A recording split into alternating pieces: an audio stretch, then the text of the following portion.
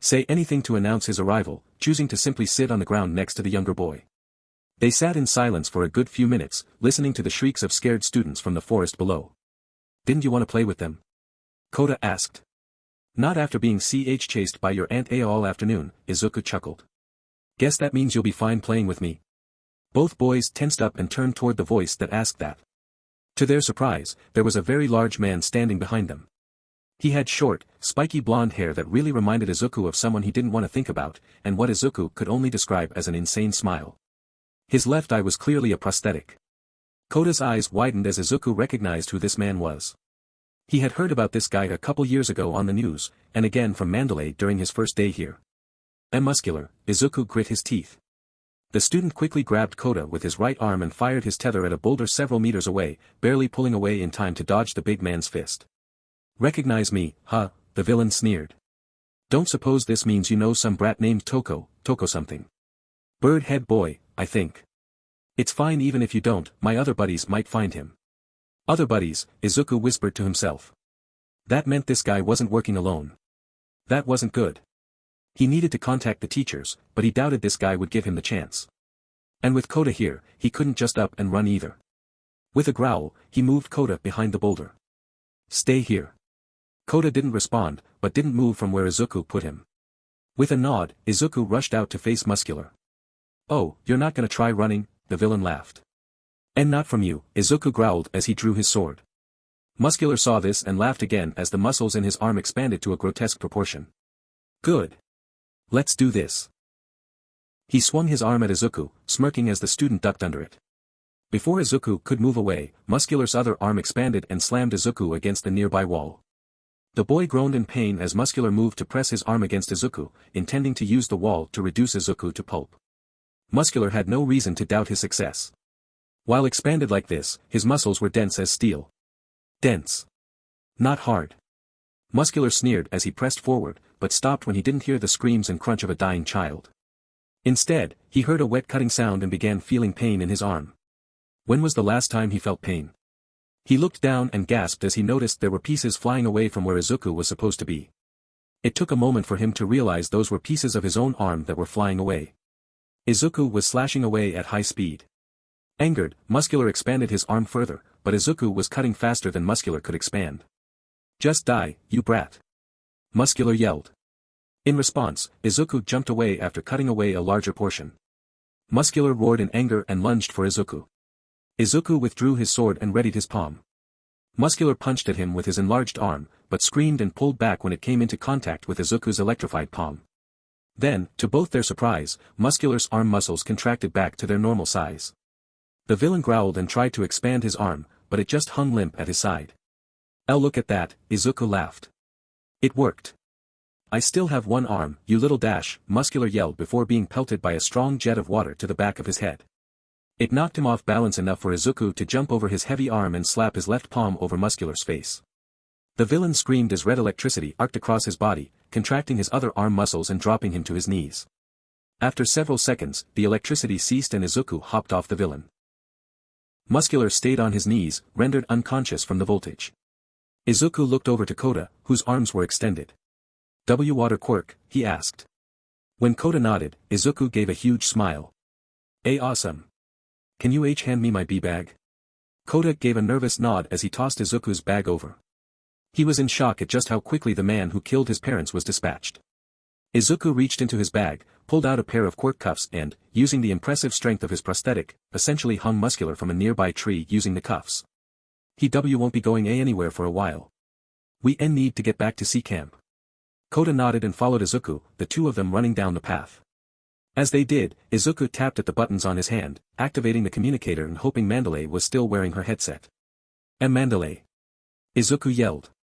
The villains are coming. Warn everyone. He could only hope the night wouldn't get any worse. Chapter end notes. Sorry if this chapter seemed lackluster. Hopefully next one will be sufficiently exciting. Horror and Lost chapter notes. Hey guys. A lot goes on in this chapter.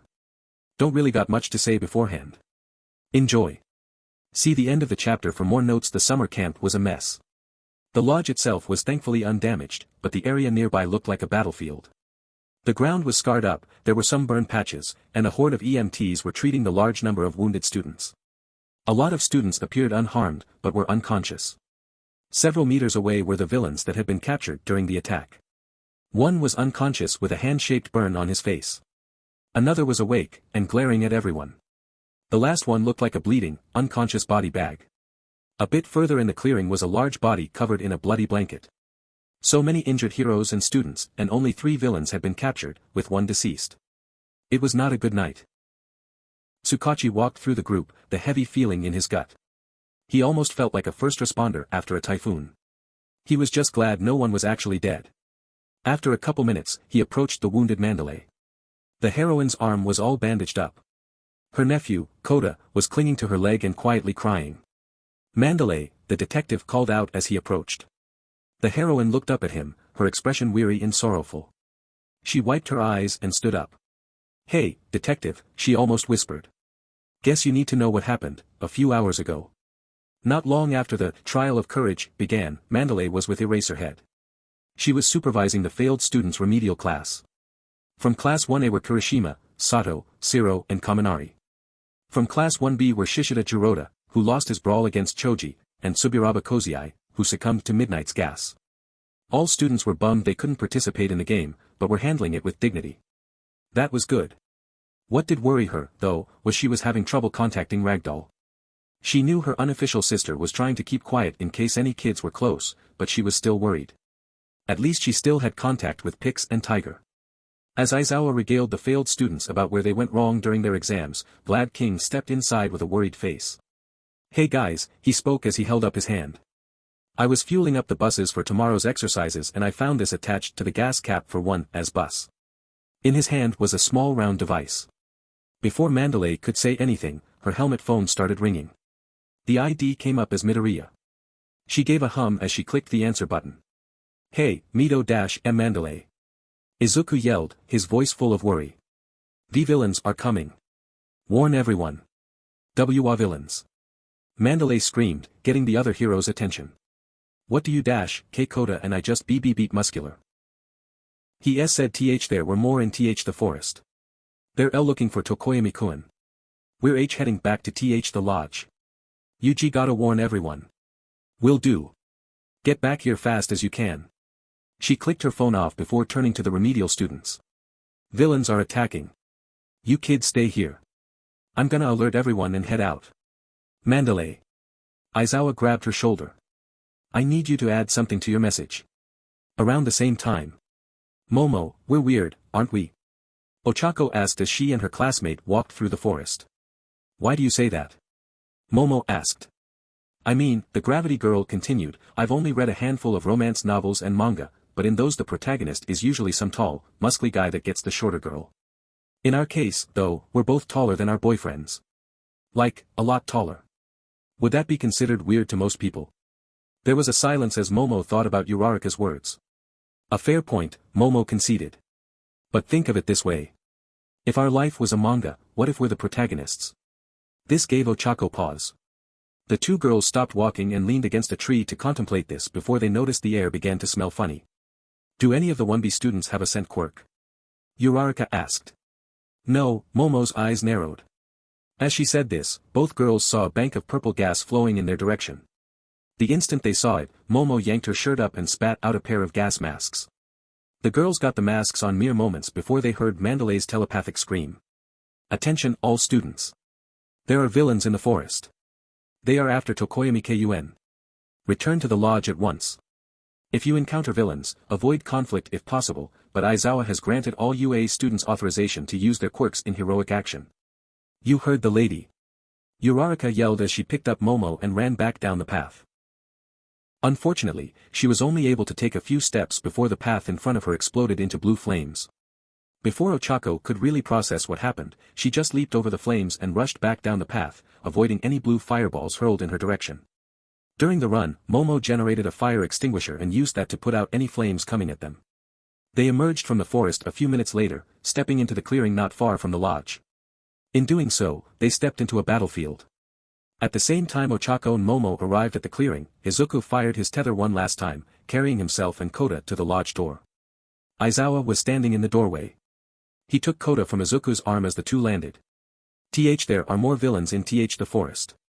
Izuku exclaimed as he reeled in his tether. I see couldn't contact Ragdoll on my way in. I'm gonna go look for her. Midoriya, no, Aizawa grabbed his shoulder. It's too dangerous. Wait here. Sir. Izuku resolutely replied. For the duration of this camp, Ragdoll is my teacher. I have an obligation to find and support her. You're a student. I have a provisional license. Izuku continued. I'm fast and agile. I do believe scouting for Ragdoll will be less dangerous, considering I do not intend to fight the main group. Aizawa didn't like that. He didn't like sending a kid into a dark forest with who knows how many villains. A kid who was so selfless he'd likely have no qualms about sacrificing himself to save someone else. A kid who already had a provisional license. A kid who fought two S-class villains by himself and won. A small, green-haired kid who had spent the last couple days learning how to quickly navigate these very woods. He hated making these decisions. The villains were after the kids this time, not the heroes, and he knows that he can't go looking himself with the sounds of battle less than 200 meters away. He and Vlad needed to stay to protect the lodge and any student who made it back. Aizawa may have been more agile and mobile, but this kid wasn't far behind. Alright, Aizawa groaned in consternation. Go fast, and return faster. Don't worry. Izuku smiled his big smile. I'll see you when everyone's safe. With that, Izuku fired his tether back into the forest, launching himself back into the fray. Aizawa and Kota remained in the doorway. I'll hold you to that, Scouter. Izuku launched himself between the trees, completely focused on his mission. He needed to find Ragdoll. She was by herself before the attack started. She could be in trouble. He would help her. It was not arrogance that carried him, but determination. That determination, however, froze when he arrived at the clearing. It was a literal battlefield between the trees. Most of the students had made it to the clearing, but they were far from safe. There were a lot of villains in the clearing, though Izuku noticed a lot of them looked the same. To his further confusion, he witnessed Kendo punch a scarred man with a fire quirk and watched him melt into a blob. A duplication quirk, perhaps? Any chances of a quick analysis was shot when he realized there were almost a half-dozen creatures like the Nomu he had seen in the past. Tiger and Mandalay were the only heroes engaged in combat. A handful of students were tending to a wounded, possibly unconscious, Pixie Bob. The others were trying to fight best they could. It was an uphill battle, and they were barely holding their ground. It was like the USJ all over again, only this time there weren't any 1C students who could miraculously show up and help. None except him. He was facing a quandary. Izuku promised Aizawa he wouldn't try to fight the main group of villains, but he couldn't leave his friends hanging like this. Narrowing his eyes, he came up with a plan in a handful of seconds. He knew how he could help while mostly avoiding the group. Kind of. Well, the fastest way to the end of the trial's path was straight across the clearing, so. He fired his tether at the nearest Nomu. It didn't even notice him as he flew right at it in a dark blur. No one really noticed him until he sliced off the Nomu's leg. It almost felt like everyone had slowed down as he fired his tether again, this time punching several villains along the way. He didn't pay attention to a few of them melting, and one falling unconscious, apparently not a clone, before going after the biggest Nomu. Gritting his teeth in determination, he hacked off an arm and spun around it to cut the other before seeing a brunette blur slam her fist down on the Nomu's head. As it collapsed, he saw a very pissed off Ochako run by and go after another Nomu. Man, was he glad Ochako was alright. Midoriya-kun. Momo shouted as she ran up to him. He turned to her, confusion plain on his face as he saw she was wearing a gas mask and was armed with what looked like an M60 machine gun. If she made that, she must have been angry. Momo, have you seen Ragdoll anywhere? He asked. No, none of us have. Momo replied as she lifted her shirt a bit and spat out 2 gas masks. I can guess what you're gonna do, but be careful. There's some sort of gas flowing through those woods. This one's yours, the other's Ragdoll's. Stay safe, Midoriya-kun. Izuku simply nodded his response and quickly donned his gas mask before rushing into the woods, hopefully towards Ragdoll. It looked like a few villains were about to give pursuit before being reduced to mush after having their legs shot by Momo. Thanks to Izuku's assistance, and Ochako and Momo's timely arrival, the battle had finally begun to turn in the hero's favor. Unfortunately, one other villain, the real fire user, had been watching from the tree lean. He tapped his headset a few times to make sure the others were listening. He's heading your way. Meat. He wanted meat. It had been so long since Moonfish had good meat, and he was hungry. He could smell them, smell the good meat. There was a lot, but it was far away. Too far away. He wanted meat now. Utilizing his quirk, he rushed towards the distant smell fast as he could. Wait. There was something closer. He could get the horde of meat later, he would eat this one now. Turning towards the smell, he yelled and literally sliced through trees with his teeth to reach the sweet meat. He wanted it now. Moonfish was so focused on getting the meat he failed to notice the sinister saxophone noises it was making. Izuku continued his flight through the woods. He encountered the gas Momo had warned him about a few minutes after leaving the clearing. Thankfully, his mask worked like a charm, and he was completely unaffected. He kept his eyes open for any villains, but curiously didn't encounter any. Were they all focused on the lodge? If they were, hopefully that would make his mission easier.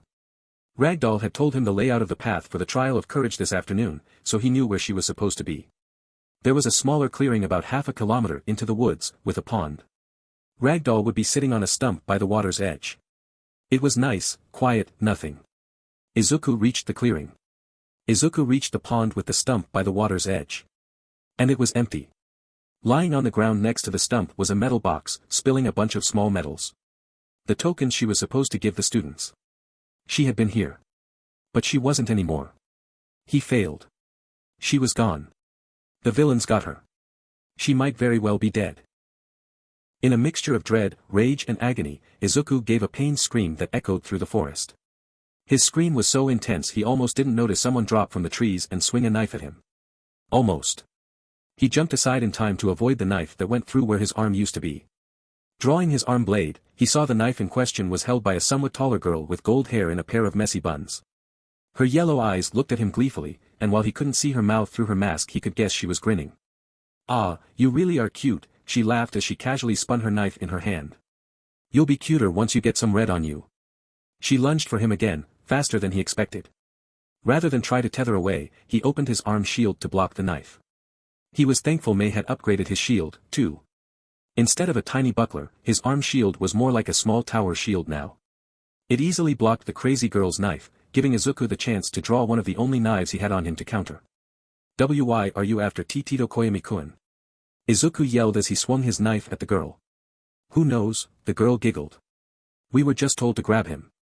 Though you're so cute I might want to ask if we can grab you instead." "You didn't need to ask."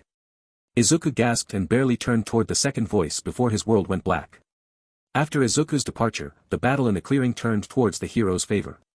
Without so many clones to worry about, and the timely arrival of an almost berserk Tokoyami, the heroes were able to fight down the rest fairly quickly. As they turned their attention to the remaining Nomu, however, the hulking beasts slowly retreated into the forest.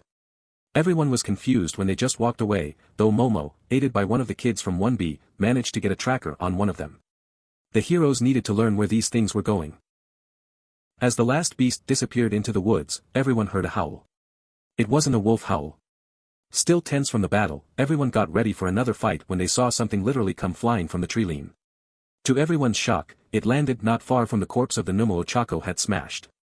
Looking closer, Mandalay was able to identify the new arrival as the serial killer Moonfish, but he did not look good. He was covered in wounds, and it looked like all his teeth had been ripped. "Ed out." As she relayed this to everyone else, everyone heard something like a saxophone play a few notes before fading away. After that last addition, everyone settled down. Aizawa came down from the lodge once he was certain the fighting was over to inform everyone that other heroes and medics would be arriving shortly. He had called for them the instant after Mandalay relayed her message. Everyone who was still conscious scoured the woods for any remaining students. They felt relief as more and more students were accounted for. In fact, all the Hero Course students were alive and safe. But Izuku had not returned. Once the battle ended, Ochako had helped scour the woods for students, using her lessened gravity trick to move around at high speed. Despite her efforts, she returned to the clearing empty-handed with eyes full of tears. It took a few minutes, but everyone slowly realized the significance of this. Izuku and Ragdoll had been taken by the League of Villains. Principal Nedzu rubbed his head after receiving the news from Tsukachi. While they had managed to evade the massacre that night I saw in his vision, it really didn't make him feel better knowing a pro-heroine and a student were still captured. How did the villains find them? If they were after Tokoyami, why take Izuku? As he thought these, his phone started ringing. Not even checking the ID, he slapped the speaker phone button. Principal Nedzu speaking, he wearily groaned, and unless you have good news I ask that you don't say anything at all. Nedzu, Thrawn's voice spoke through the line. Did something happen? A very bad thing, yes, the mammal groaned. Don't suppose you have good news, Thrawn? Not quite, the man on the other end admitted, but if you wait a half hour I most certainly will. Redestro was in a tizzy. Something had been happening to his meta-liberation army. It had started a few weeks ago, with small cells dropping contact. He was in contact with a few of them, and heard their perimeter alarms had triggered before going silent. Worse yet, any men he sent to check on these safe houses and cells never reported back. And now here he was, in a secret compound with a scant 3,000 soldiers of his army. Before everything started happening, his army was over 10,000 big. This group was possibly all that was left. They needed to lay low until he could recruit more. He needed to recruit more, if he was to liberate Japan, and eventually the world. Sir, one of his people, a blue-skinned reporter, looked up from a console she had been working at. Our perimeter alarms just triggered. Just like everywhere else. Meaning whatever happened to rest of his people had found them and was coming here. He would not let this last vestige of the army fall without a fight. Which ones? He asked. The woman seemed to pale a bit. All of them. Redestro barely processed her words before the wall behind him exploded. Chapter end note. So, how was that?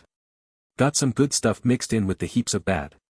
Next time, we see how Izuku and Ragdoll react to being captured by the League, and we see the final moments of the Meta Liberation Army, Courtist of Thrawn. Loss and Threat chapter notes. Howdy folks. Bet you didn't expect another update so soon. Me either, for the most part.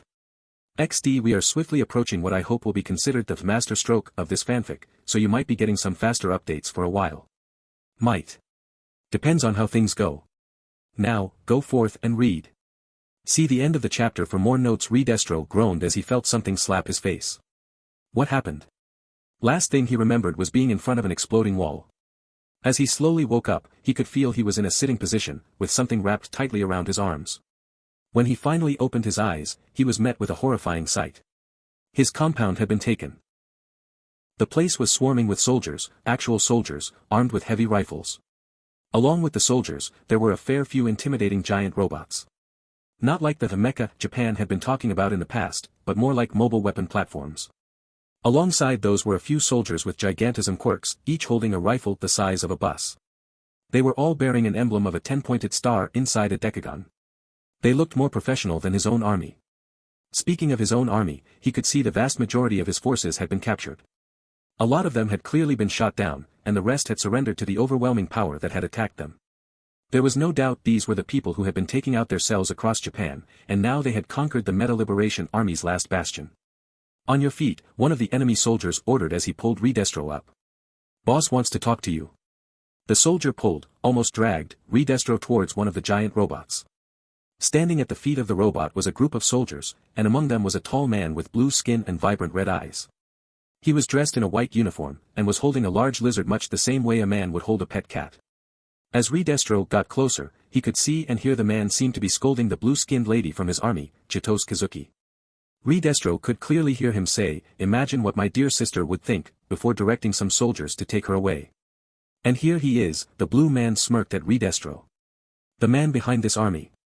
I'm sorry, did I say army? I apologize, but I find myself more intimidated by the local Girl Scout troop, Rikiya Yatsubashi. I am Redestro, the bound villain glared. Honestly, Admiral Thrawn, a random soldier spoke up from the crowd, that sounds like a type of microwave. New from Ronko, another soldier yelled. The Redestro microwave. Reheats your meals remarkably. These two remarks got a laugh from the surrounding soldiers, and even a chuckle from the blue man before him. Redestro was getting angry. He tensed up, making his bindings groan. Simmer down, Carmine, Thrawn shook his head before looking back at Redestro. You have two options, Rikiya. You can either come in quietly, or you can come in a body bag. Your choice. You think I've truly lost? The villain growled. This is just a setback. So long as our society pushes people into specific niches because of their quirks, the Meta Liberation Army will always come back. I didn't ask for a speech, the blue man deadpanned. I gave you a choice between two outcomes. Make your decision before my boys make it for you.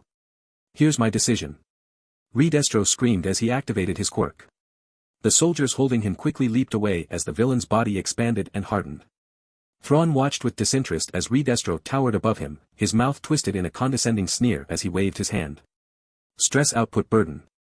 From Redestro's hand, a wave of black energy shot out on a collision course with Thrawn. The blue officer didn't even move as it approached. Then, to Redestro's shock, the wave just dissipated a few meters from Thrawn, like water hitting rocks. He was so focused on the wave, he didn't notice Thrawn's pet lizard suddenly had glowing eyes. "You have chosen poorly," Thrawn sighed in feigned resignation. Turning to his soldiers, he shouted, "Boys, would you care to show Redestro the might of American ingenuity?" The last thing Redestro would ever hear was the sound of dozens of American energy rifles. The world came back slowly for Midoriya Izuku. He sat up before groaning in pain and holding the back of his head. Whatever hit him back there got him good. Finally opening his eyes, he saw he was in a small, mostly unfurnished room. He was on a cot, and across from was another cot, with Ragdoll laying on it. "Ragdoll!" Izuku shouted as he practically leaped off his cot and knelt next to the heroine. He gently shook her shoulder. "Our Ragdoll. Please wake up." To his relief, the heroine stirred with only a few shakes. She opened her eyes slowly, looking at Izuku in confusion. "Midoriya," she whispered. "We were captured by villains," Izuku explained as he looked at the display on his prosthetic. "We've been here for a few hours. Are you feeling okay? How did they capture you?" "I was sitting on that stump," Ragdoll remembered as she sat up. "I smelled something, and noticed some weird mist in the area. I tried to call for help, but I don't think I managed before passing out." "Sounds like they went after you first," Izuku sighed in dismay. He fiddled with his prosthetic a bit more before sighing again. Can't call anyone. Must have a quirk that blocks communication somewhere." As he finished, Ragdoll closed her eyes. "I can feel 7 people close by, with 2 approaching," the heroine replied as she opened her eyes, "but not really many other people in the immediate area. I think we're in an isolated part of a city. Need more info before we can plan an escape attempt," Izuku muttered before the 2 prisoners heard the click of a lock. Turning to the door, it swung open and revealed the girl who attacked Izuku the previous night and some shorter boy in a middle school gakurin and a weird helmet/mask. The girl was smiling and brandishing a knife. Wait, that was one of Izuku's knives. "Boss wants to talk," the girl giggled. "Don't try anything," the boy tried and failed to sound menacing while brandishing a small revolver. The 2 prisoners just glowered, but got up and followed the villains out. As they walked, Izuku took the time to pat himself down, sighing when he learned all his knives were gone. During the walk, the 2 villains chatted to each other, giving the names Toga and Mustard in the process. What kind of villain name was Mustard? Izuku suddenly felt like he needed to keep an eye out for people named Ketchup and Relish. And he was praying there wasn't a villain named Mayonnaise. He hated mayonnaise. After spending a couple minutes walking down dark hallways, they found themselves in a tidy bar. The villains that attacked the camp were present, all looking at the new arrivals. Izuku spotted Shigaraki along with Kurojiri sitting at the bar, and around the booths he saw a man dressed like a magician, someone covered in burn scars, and a man in a tight suit with a full face mask. The hairs on the back of Izuku's neck were ramrod straight. Each one of these people was bad news. Especially Shigaraki, who was sneering at them. "Nice to see you could join us, Runt." "And nice to see you have finally invested in skin CC care products," Izuku replied, trying to hide his fear behind a witty remark. Fortunately, it seemed to work as half the villains laughed at the comment while Shigaraki just stared in stunned offense. "I like this one," a villain dressed as a magician snorted. "You shouldn't," the hand villain growled. "Damn Runt is the reason no one paid attention to us until now." "Calm yourself, Shigaraki," a new voice called out from a nearby doorway, catching the villain's attention. "Wouldn't want to make our guest feel unwelcome." "Too late," Ragdoll whispered. Izuku, meanwhile, was frozen in place. The instant that new voice spoke, Izuku was filled with a sense of unfathomable dread. He slowly turned his head towards the doorway and saw another man. The man looked tall, but it was hard to tell as he was in a fancy-looking wheelchair. He wore a nice suit, with a weird metal mask. There were hoses connected to that mask that ran to a few tanks on the back of the wheelchair. If Izuku thought his voice was scary, seeing him made that dread even worse. He had never seen him before, never heard him, but he knew exactly who this was. This was the man Ochako had told him about. The villain that crippled All Might. The monster who had been terrorizing Japan since quirks manifested. All for one, Yabin General Hospital was full and in a tizzy. Being the closest to the summer camp, all the wounded from the camp were taken to that hospital. Even with how big it was, almost the entire ground floor was filled up with wounded heroes and unconscious students. Most of the unconscious students were from Class 1B, and most of the wounded students were 1A. On the plus side, almost all the 1A students were still conscious, and the gas that affected the 1B kids was similar enough to Midnight's own that the doctors were able to administer the appropriate medicine. None of this good news helped to lighten the overall mood, though. Despite the fact no one died, despite the fact they had captured a handful of villains, they still lost Izuku and Ragdoll to the League.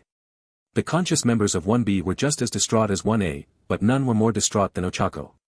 The tall student just sat in the waiting room close to the doors. In her hands was her phone. She had stayed there for the past 4 hours, not moving an inch since making that terrible phone call to Inko and Melissa. She had been crying so hard she was barely able to tell them Izuku was gone. After that, Tsuyu had to take the phone to tell them where they all were. She heard Inko say they were coming, and after that was painful silence. An hour and a half after the call, the doors opened and Ochako watched Inko, Midnight, Melissa and Eri step in. All four had looks of worry as Ochako got to her feet. Her eyes were still red and puffy from all the crying she did. She walked over to the group as they ran over to her. Ochako, Melissa said with a worried tone. Mel, Ochako almost whispered. I lost him, Mel. I promised I'd protect him, and she was cut off by Melissa pulling her into a tight hug. It's all right, Ochako, Melissa whispered. I know you tried your best. At those words, it was proven that Ochako did indeed have more tears to shed. Her crying came back with a vengeance, and she just sunk to her knees from how hard the tears came. Melissa knelt with her, maintaining her hug. I lost him. Ochako sobbed into Melissa's shoulder. And I'm not mad at you, Melissa reassured as she gently kissed Ochako's forehead. I could never be mad at you, and I know Izuku wouldn't be mad either. After another minute, Melissa gently released Ochako. Talk to Inko, Kayama and Eri. They'll help you feel better, I need to make a call. Ochako nodded and got to her feet, turning towards Izuku's family in Midnight. As the hero student talked to the three girls, Melissa took a few steps away and pulled out her cell phone. Hitting a few buttons, she looked to make sure none of the others were listening as she held the phone to her ear. Yo. May asked from the other end. It's not like you to call this time of night, Mel. The League of Villains abducted Izuku, Melissa whispered with a venomous tone. Grab that locator, and prep the sabers.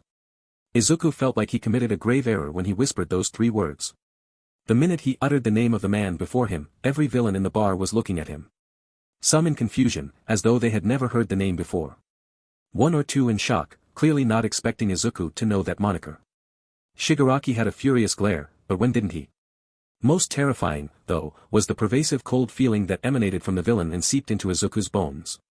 Young man, the monstrosity in a wheelchair asked with a calm tone, where did you learn that name? All Might TT told me about you, Izuku stuttered after a few seconds. Ragdoll looked as confused as most of the villains, but All for One himself recoiled like someone held stinky cheese under his nose. Is that right? He asked. Why yes, Izuku affirmed, trying to push his lie home. He didn't want this monster to get any hint of Ochako being the 9th holder. My turn. Why were you after Tito Koyami-kun at the camp? What was your plan with him? There was a brief silence before All for One and the older villains just started laughing. Why were they laughing? Izuku, Ragdoll, and the 2 villains who escorted them were very confused. Did we, Toga started. Miss something? Mustard finished. What a noble child, the villain dressed like a magician snickered. Young man, All for One leaned forward in his chair, his mirth clear in his voice. The truth is, we didn't want young Tokoyami. I mean, we would have grabbed him if given the chance, but he wasn't our actual target. Izuku's eyes widened as All for One continued, no, our actual target was someone else. Someone with a noble and compassionate heart. Someone with a brilliant intellect, and skill enough to face a serial killer. We wanted to grab someone who was so heroic that he would do everything he could to protect a fellow student, including rushing into a forest full of villains. Izuku froze. With that final sentence, everything clicked. From the quiet gasp Ragdoll gave, she realized it as well. Tokoyami wasn't the target. Tokoyami was the bait. And the target they were really after, was Midoriya himself. Why me? He asked, his voice full of shock. And why abduct our Ragdoll too?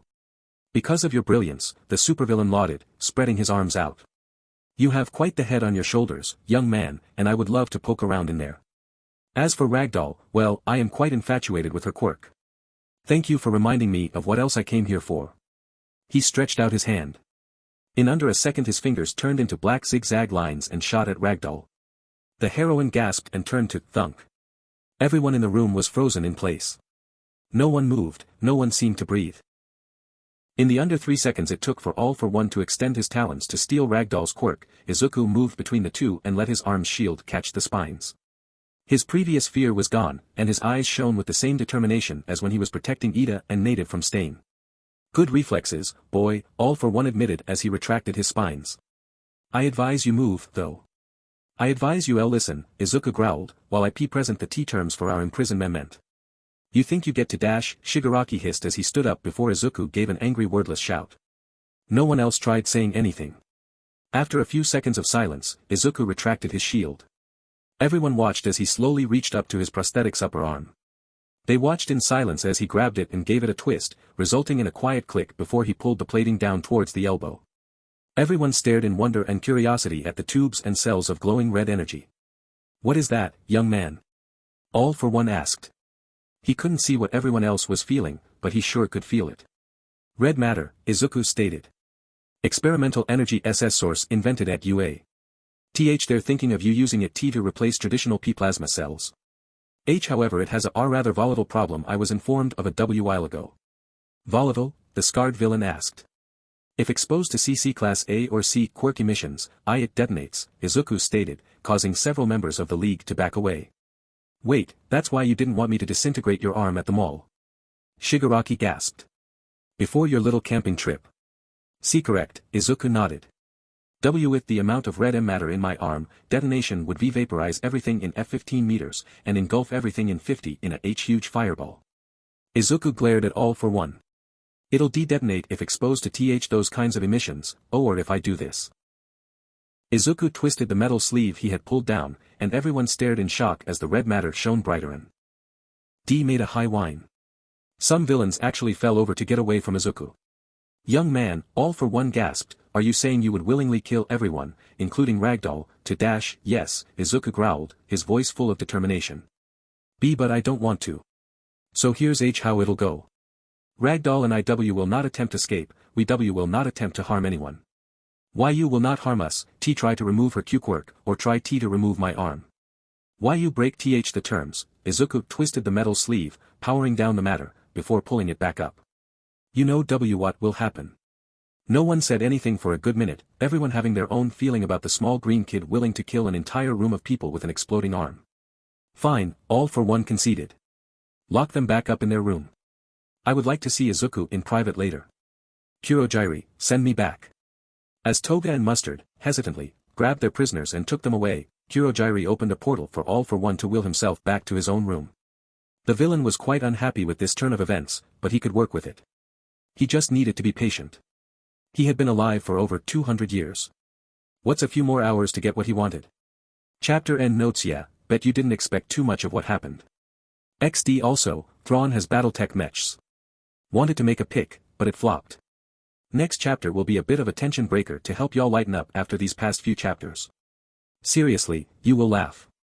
Next chapter is one I have brainstormed forever because what all goes on in it. See ya next time. Thread and Vision chapter notes. Hello again. Remember how in the past I'd say I work fast when motivated? Well, I was super motivated to get this chapter out to you. Seriously, I have had this chapter envisioned and revised in my head for months. This chapter also serves as a tension breaker, cause you will hopefully be laughing as it goes on. Now read forth.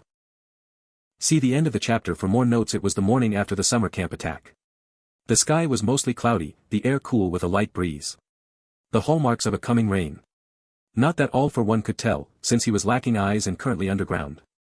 The supervillain was awake and thinking back to the previous night while ignoring the growls of his latest pet behind him. When he had the younger subordinates bring him the heroine and Midoriya, he had been expecting to leave that night with a new quirk and a frightened student. Instead, Ragdoll kept her quirk and the student had the balls to threaten to atomize everyone in the room. That honestly startled him a little bit. Not just because of the lengths the boy was willing to go, but also because his quirk didn't function. No one, not even Shigaraki and Kurogiri, knew that All for One possessed a true/false quirk. He could listen to someone speak, and his quirk would go over their sentence like a scanner to decipher if it was a truth or a falsehood. No need to track someone's heartbeat, which could be beat with something as simple as a pacemaker, no need to read someone's brainwaves, which could be defended against. He could just listen to someone speak and call their lies on the spot. And that was why All for One recoiled in his chair that night. Not because of the threat of explosion, but because his quirk couldn't read Midoriya. The villain growled as he remembered that feeling. The child's damn stutter was preventing his quirk from scanning the child's words properly, like trying to listen to a scratched CD. The fact he could actually use that analogy showed how old he was. And for the first time in centuries, All for One had no idea if his victim was telling the truth. Could his arm really explode, or was he simply bluffing? Midoriya didn't seem like the sort of child who'd risk killing a pro heroine like Ragdoll just to stop some villains, and yet apparently the child had mentioned a fraction of that information when Shigaraki cornered him at the mall about almost a week ago. Either he was playing a long con, or Midoriya really did have what amounted to a miniature nuke for an arm. With what he knew, he decided to err on the side of caution. Let the boy keep his arm and the heroine keep her quirk. He would learn the truth anyway, and with any luck it would be fairly quick. He could feel Kurogiri's quirk before the black warp gate appeared in his room. He heard a grunt as Midoriya was pushed through, the gate closing behind him. While he couldn't technically see the boy, he did possess a psychic quirk that let him perceive the area around him. He could effectively see in detail and in color, but only out to a few hundred meters. It was good enough for what he usually did anyways. With this quirk, he could see Midoriya Izuku looking at him and his bound pet with a slightly nervous expression. Boy was trying to act calm. "Good morning, Izuku," the villain greeted. "I trust you slept well." "And not really," Izuku admitted, wincing when the beast behind the villain growled louder. "Kinda hard to sleep when surrounded by people who want you dead." Unfortunate, All for One shrugged, wincing as his true/false quirk buzzed with indecision. He gestured for Izuku to sit in the nearby chair, which Izuku cautiously did. At the same time, All for One activated the handful of mental quirks needed to suppress his truth quirk. No point using it when it doesn't work. "Anyway, young man, to business. I want what you know about heroes. Every twitch, quirk, and facet." "Not telling," Izuku deadpanned. "Oh, you don't need to tell me," the villain smirked as he rested his hand on Izuku's head. That simple contact was all the villain needed to activate a minor paralysis quirk that froze Midoriya in place. "I have a simple mind-reading quirk. One that lets me view your memories like a library of books and videos. True to my word, it is completely harmless. Once I get what I want to know, I'll let you and Ragdoll go. And if I resist?" Izuku glowered. He knew that, if All for One got what he knew, so many heroes would die. "I'll just keep you here until I get what I want," the villain sneered. "Now, to business." Before Izuku could say anything else, All for One dove into his mind. It was a bumpy ride into his psyche, indicating Midoriya was resisting. Such a strong mind on such a young man. He would have to take care not to shatter it like he usually does with his victims. After a minute, he emerged in Izuku's personal mind space. With how All for One's quirk worked, it looked like a room filled with decorations that represented what Izuku considered important. There were sculptures of buildings where important events occurred. He saw one sculpture of a skyscraper with Midoriya and All Might on top. Judging from how the image of Midoriya was crying, it must not have been a pleasant memory. There were also photos of people important in his life. Most interesting, and curious, among these was a photo lying on the ground. It depicted Midoriya and some blonde-haired boy, but the picture was bent and the frame was cracked and burning. Looking up, he could see the spot this photo had previously sat was filled with a photo of two older girls, one of whom he recognized as the girl who won the sports festival, with a younger white-haired girl between them. He was curious about that. Maybe he'd encounter that information with the heroes. Walking past the photos and the sculptures and the random plushie of a blue imp thing with bells and too many teeth, All for One found his destination. In the very back of the mind room was an actual door. Behind here would be a hallway with doors to his individual memory rooms. All the villain would have to do is think of Izuku's memories of heroes, and he would find that library instantly. He smirked as he opened the door, beheld the hallway lined with doors, and walked to the first door, which was conveniently marked 1. Now he would learn every hero fact this brilliant young man possessed. He grabbed the handle and pulled the door open. There was not a library on the other side. Instead he beheld a large, opulent and rather pointy bedroom. At the far end of the room was the bed in question. Laying upon it was some blue lizard man who looked rather withered. The creature's breath was quite ragged. It turned to look at All for One and managed to rasp a single, before the villain closed the door. "This young man has received training," All for One admitted. He knew his mental quirk wasn't completely unstoppable, but it was still surprising to see Izuku could resist. Oh well. It was unlikely this boy could resist for very long. Humming to himself, All for One simply walked to the next door, marked 2, and pulled it open. All for One gazed through the door and found himself looking over a vast limestone cliff. At the base of the cliff, in an oval-shaped hole, was a massive whirlpool. Standing at the edge of the cliff were two men all for one did not recognize. One looked fairly plain, with a mustache and wearing scuba gear. The other man, however, looked like he was made of melted plastic. After a moment, the scuba man looked at the villain and held something out to him. "I gotta go in there, man," the scuba man shouted.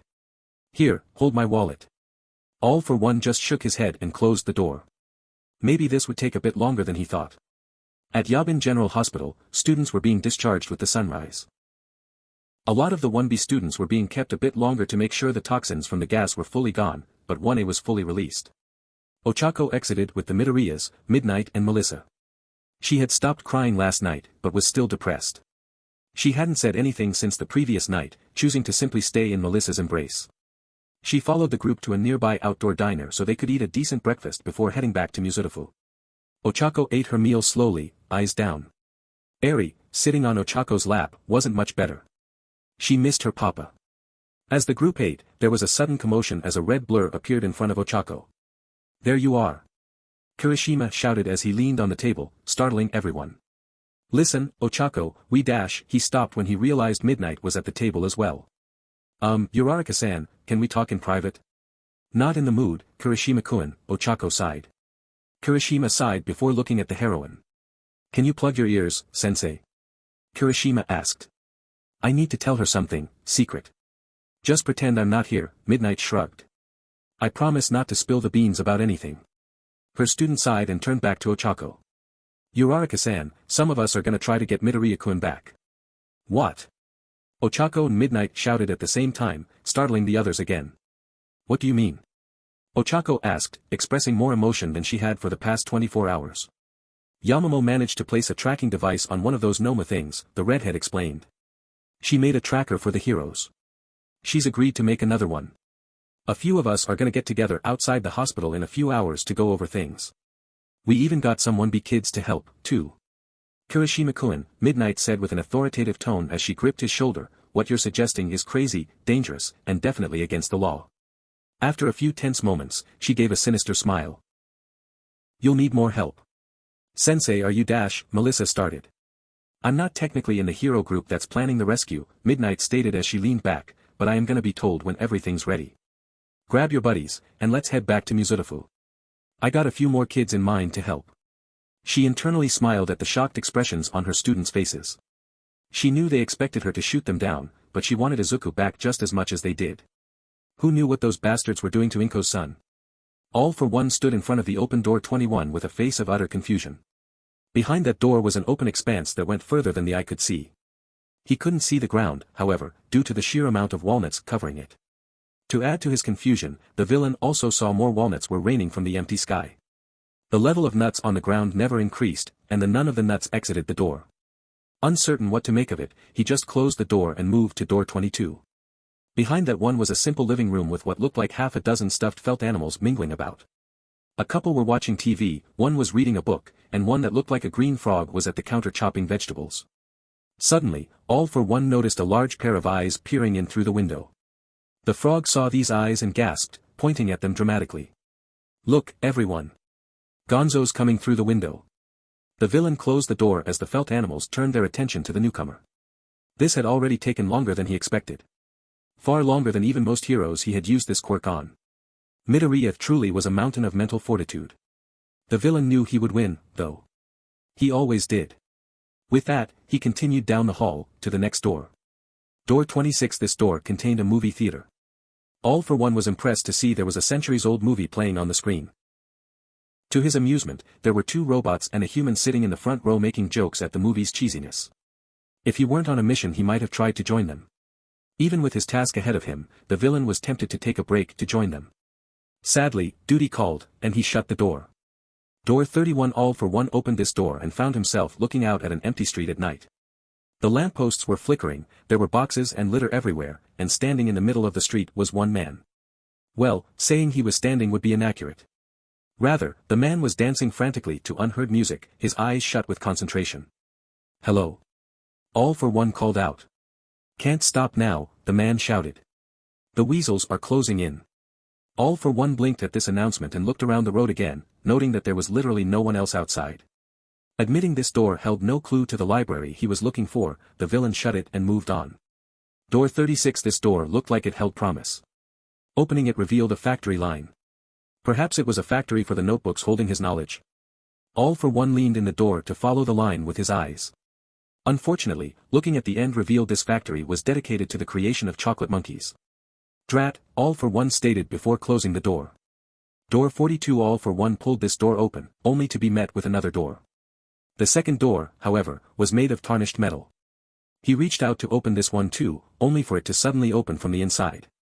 The person who opened it was a tall man with tan skin, wearing light-colored clothes with a cape and a turban. Behind the man, All for One could see a stone labyrinth that would make M.C. Escher proud. The villain and the man looked at each other in surprise for several moments. You poking around a mindscape, too? The man asked. All for One nodded in reply. Good luck with that. The man closed the metal door again. All for One stood in place for several more moments before closing his door. Door 45. Opening this door, All for One saw a large stone chamber, like something out of a video game. There were two figures standing in it.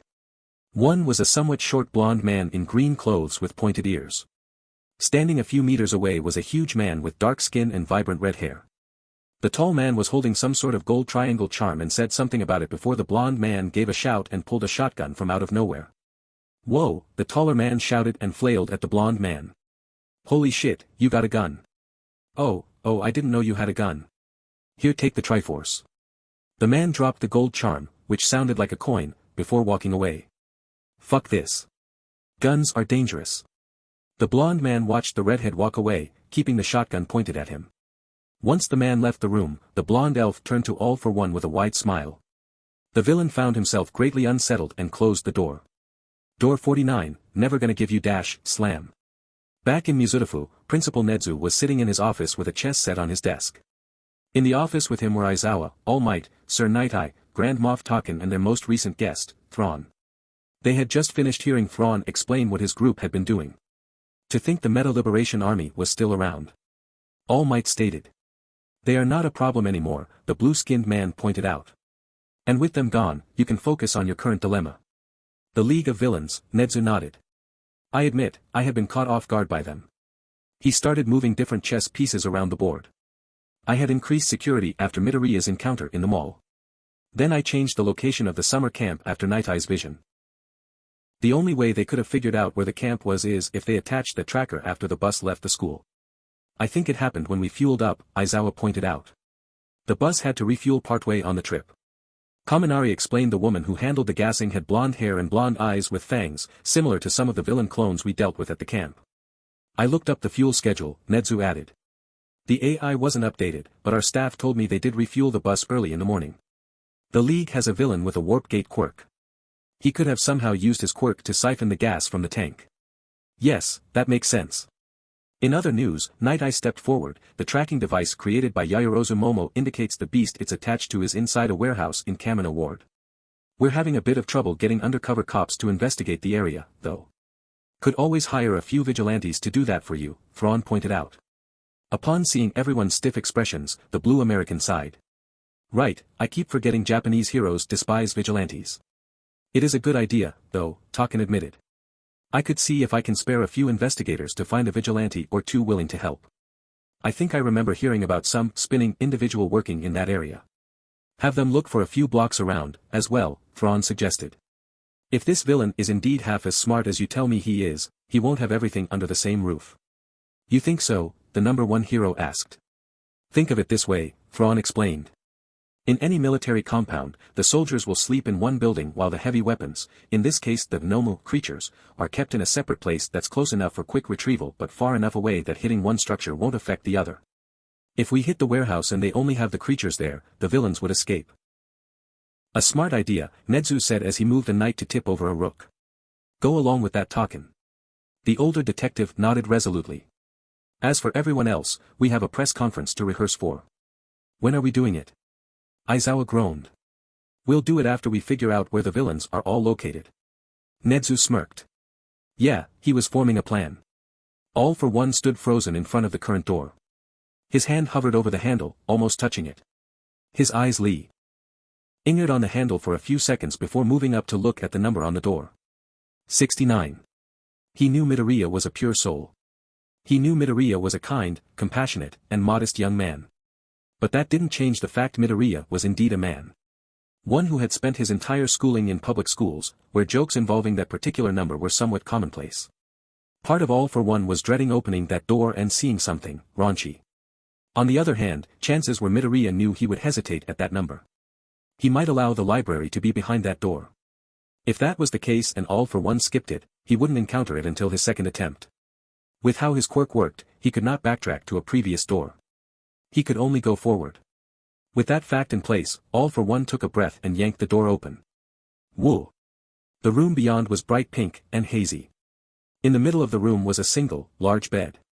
Sitting on that bed were two ladies that All for One recognized from the photos in the main room. Melissa and Ochako.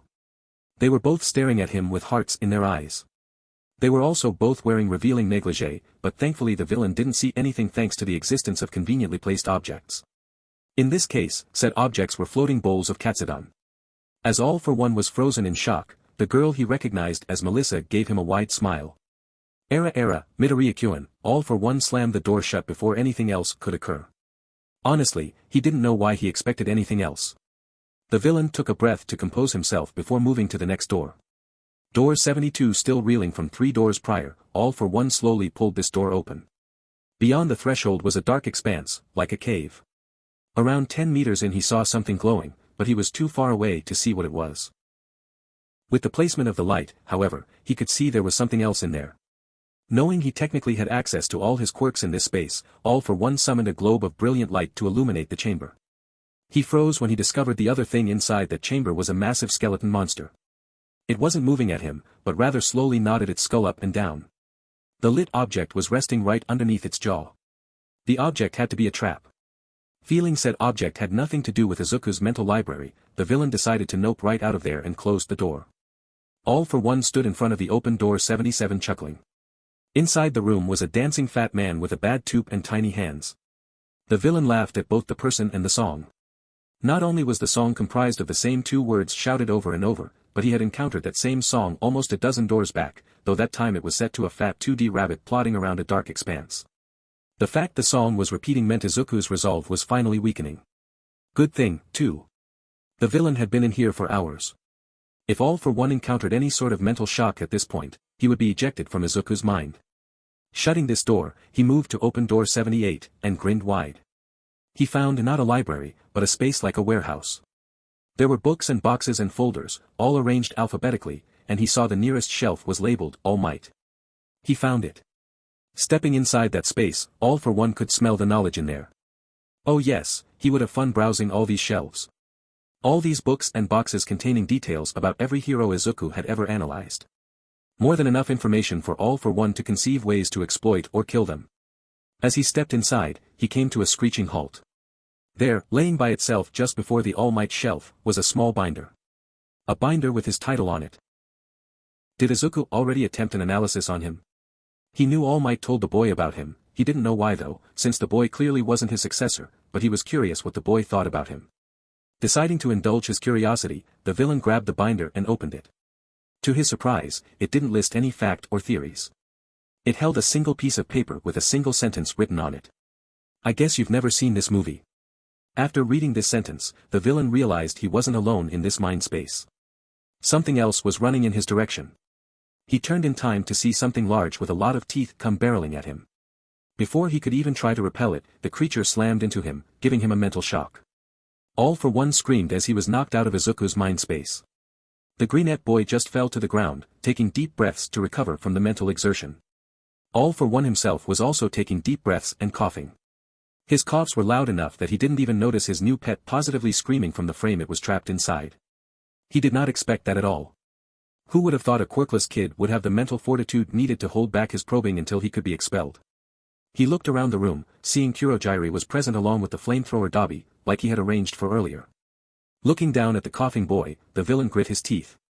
Send him back to his cell, the supervillain ordered. It'll be a few days before I can try again. The misty barkeep nodded and created a gate right under the boy, letting him fall back into his room. With him gone, All for One looked at Dabi. Restrict that brat and his heroine to 1 meal a day. Let's see how resistant he is with an empty stomach. I thought you said you wouldn't hurt him, Dabi pointed out. I did, All for One sneered, but limiting their food intake isn't directly harming them, now is it? Go inform the others of the prisoner's new meal schedule. Dabi narrowed his eyes, but nodded and departed through another gate. After he left, All for One groaned and wiped his face. That could have gone better. At the same time All for One was recovering from his mental expedition, two different groups of heroes were planning a rescue operation. Chapter end notes told you you'd laugh. XD telling you now, each one of those doors was referencing something. Doors 21 and 22 were family in-jokes for my sisters, and I think we all know what doors 49 and 69 represented. But how many other doors did you recognize? XD I'll leave a list at the end of next chapter explaining what each door was referencing. Next chapter will take a bit longer to get out, and will be a transitory chapter of sorts. We are swiftly approaching the master stroke of this FIC. See you later. Vision and Preparation chapter notes. Hey everyone. Sorry for missing a month like that. I just got burned out. Don't want that to happen, so I'ma take this moment to announce that, after the Kamino fight, aka end of season, this FIC will be taking a short hiatus. Still got a few chapters before that point, so don't worry. XD now read on and see what goes on during the second day of Izuku's and Ragdoll's imprisonment. See the end of the chapter for more notes. Izuku nervously stood in front of Aldera Junior High. It was his first year here, and he hoped it would be better than his earlier school years. He took one step through the doors and suddenly found himself surrounded by other students. They were all glaring at him venomously, and right in front of him was Bakugo Katsuki with his ever-present sneer. Hello. Izuku nervously greeted. Bakugo walked up to the shorter brunette and gently set his hand on Izuku's shoulder. Pay attention, everyone, he yelled. This is what I call the quirkless handshake. Izuku's eyes barely widened before Bakugo tightened his grip on his shoulder and used his free hand to punch Izuku in the gut. The smaller boy coughed and fell to his knees. If any of you meet a quirkless, that's the only way to greet them. Everyone in the crowd laughed like Bakugo had told the funniest joke in the world before walking away from the two. Izuku stayed on his knees while Bakugo towered over him. You'll never be a hero, Bakugo sneered. You're just a quirkless bug. And bugs get squished. Izuku felt intense pain as Bakugo's foot came down on his head. Izuku gave a loud gasp as his eyes shot open. He had to spend a few moments looking around his surroundings to remember where he was. He wasn't back in Aldera getting another quirkless handshake from Bakugo. No, he was still a prisoner of the League of Villains. He wasn't the only one, either. Looking in front of him, laying between him and the wall, was a slumbering ragdoll. Even though the room had 2 beds, she had requested they sleep on the same bed in case the villains tried to take either one during the night. It was a smart idea, and Izuku agreed immediately. It looked like Ragdoll was having a nicer dream than Izuku had. This thought was followed by Izuku's rumbling stomach. He groaned as he remembered the only thing he and Ragdoll had eaten yesterday was a small lunch. Their room had a small sink, so water wasn't an issue, but nowhere to hold food. He was certain Ragdoll would also feel the hunger pangs when she woke up. They needed to get out of here. He might not know where exactly they were, but if he could disable Kurogiri, he and Ragdoll could escape and evade capture long enough to find help. Until then, the only thing they could do was wait for the right moment to strike. Morning. The camp attack had been the night before last. Today would mark the second day of Izuku and Ragdoll's abduction. A few of the students were still bedridden, but most of them, including the 1B kids that were hit by the gas, were being released. Only the wounded heroines and a few students were being kept for longer. As the sun rose, shining between the towers of Mizutofu, a group of students sat outside a diner. Ochako and Melissa sat with Kirishima, Yayorozu, Todoroki, Ashido and Ida. To the surprise of everyone, they were even joined by Tokage, Tsunatori and Itsuka from Class 1B. They were waiting for the arrival of Midnight with the other group of students she mentioned. This is the right address, right? Ochako asked. Absolutely, Melissa nodded. I confirmed it last night. We still got a few minutes, Momo said as she checked her phone before turning to Ida. Though I am surprised you're here, Ida-kun. I assumed you'd be yelling at us for conspiring to break a lot of rules. Under any other circumstance I would, Ida admitted, but since Midnight Sensei is working with you one could argue you have some form of authorization. Plus, the glasses-wearing teen tensed a bit. I owe Midoriya-kun my life. As everyone else took in the weight of Ida's words, remembering what happened in Hosu, Tokage looked between Melissa and Ochako. She noted how they were both tall, both had astounding assets, and she had seen them kiss the previous night. Watching them sit together, the splitting girl sighed and rested her head in her arms. I really had no chance, huh, she muttered. Pardon? Pony asked politely. Hey there, the voice of midnight called out. Sorry we're late. Everyone turned and saw their teacher coming their direction dressed in casual clothes. With her were Kagero Kiana and Gakushu Hifumi of Izuku's class. You're not late, Kirishima waved as the newcomers sat down. Okay, Kiana asked as she pulled her wings in, what is this about? Sensei wouldn't tell us. Midoriya-kun's been captured by the League of Villains, Ochako bluntly stated. Kiana and Hifumi stared at her in shock as she continued, we're gonna try to help getting him back. Help getting him back, the rotund Gen Ed student asked. The heroes are planning a rescue, Midnight explained as she sat down. We don't want to get in their way, really, Ochako stated, but we want to be there to help. We know it's kinda crazy, but your classmate has done so much for everyone here we can't just sit and do nothing. You're talking to two students who charged into the USJ to protect Izuku, Kiana responded with a smirk. What sort of help are we talking about? First, Melissa said as she laid out a map for everyone to see, Yaoyorozu-san managed to slap a tracking device onto one of those Nomu things that attacked the summer camp. She's getting a signal from here. She gestured to a warehouse compound in Kamino Ward. However, Mei-chan and I are getting signals from Izuku's arm over here.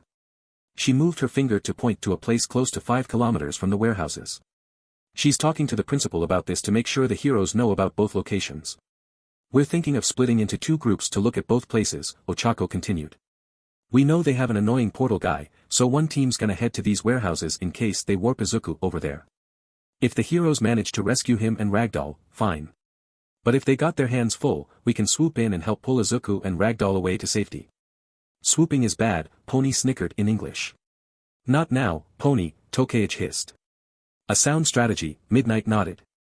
She turned to Kiana and asked, I can think of a few more students who could help with this. Think you could contact them later? Absolutely, Kiana nodded. In fact, Gakushu spoke up while rubbing his chin, you say they have that portal guy, right?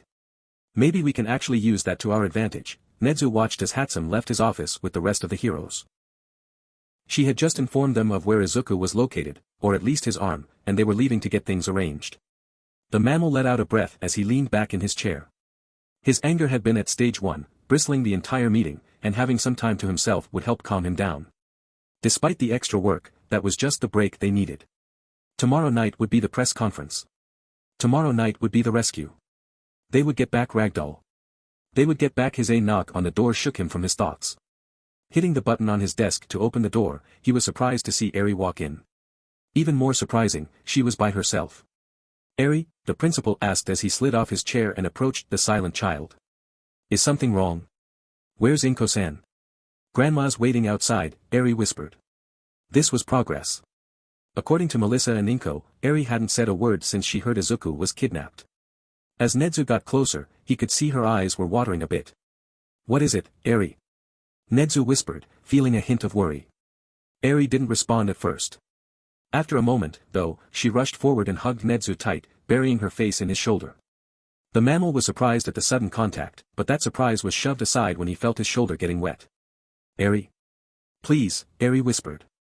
Please save my papa, I don't want to lose my papa again. At those words, Nedzu hugged Eri tight. With her face in his shoulder, she didn't see the look in his eyes. The furious, determined glint that was usually only seen by villains before they found their insides falling through their outsides. Eri, Nedzu whispered back, as principal of UA High School, as a pro-hero, and as founder of both the Death Star Investigations Agency and Pennistar Securities, I swear we will get your papa back from those vile beasts, and make them suffer for taking him. Stage 3. Threatening. After delivering the meager lunch to the imprisoned heroes, Dabi groaned and stretched his arms while walking back into the bar. Shigaraki was in his personal room playing some game, Compress was taking a nap in a nearby booth. Kurojairi was the only conscious and present villain. Dabi didn't feel too bad over their losing Moonfish and Muscular during the attack, but he felt some negativity at Magna's capture. She seemed like a smart one. He found himself wondering what she would be thinking right now. Oh well. He walked towards the front door before Kurojairi looked up. Where are you going? The misty barkeep asked.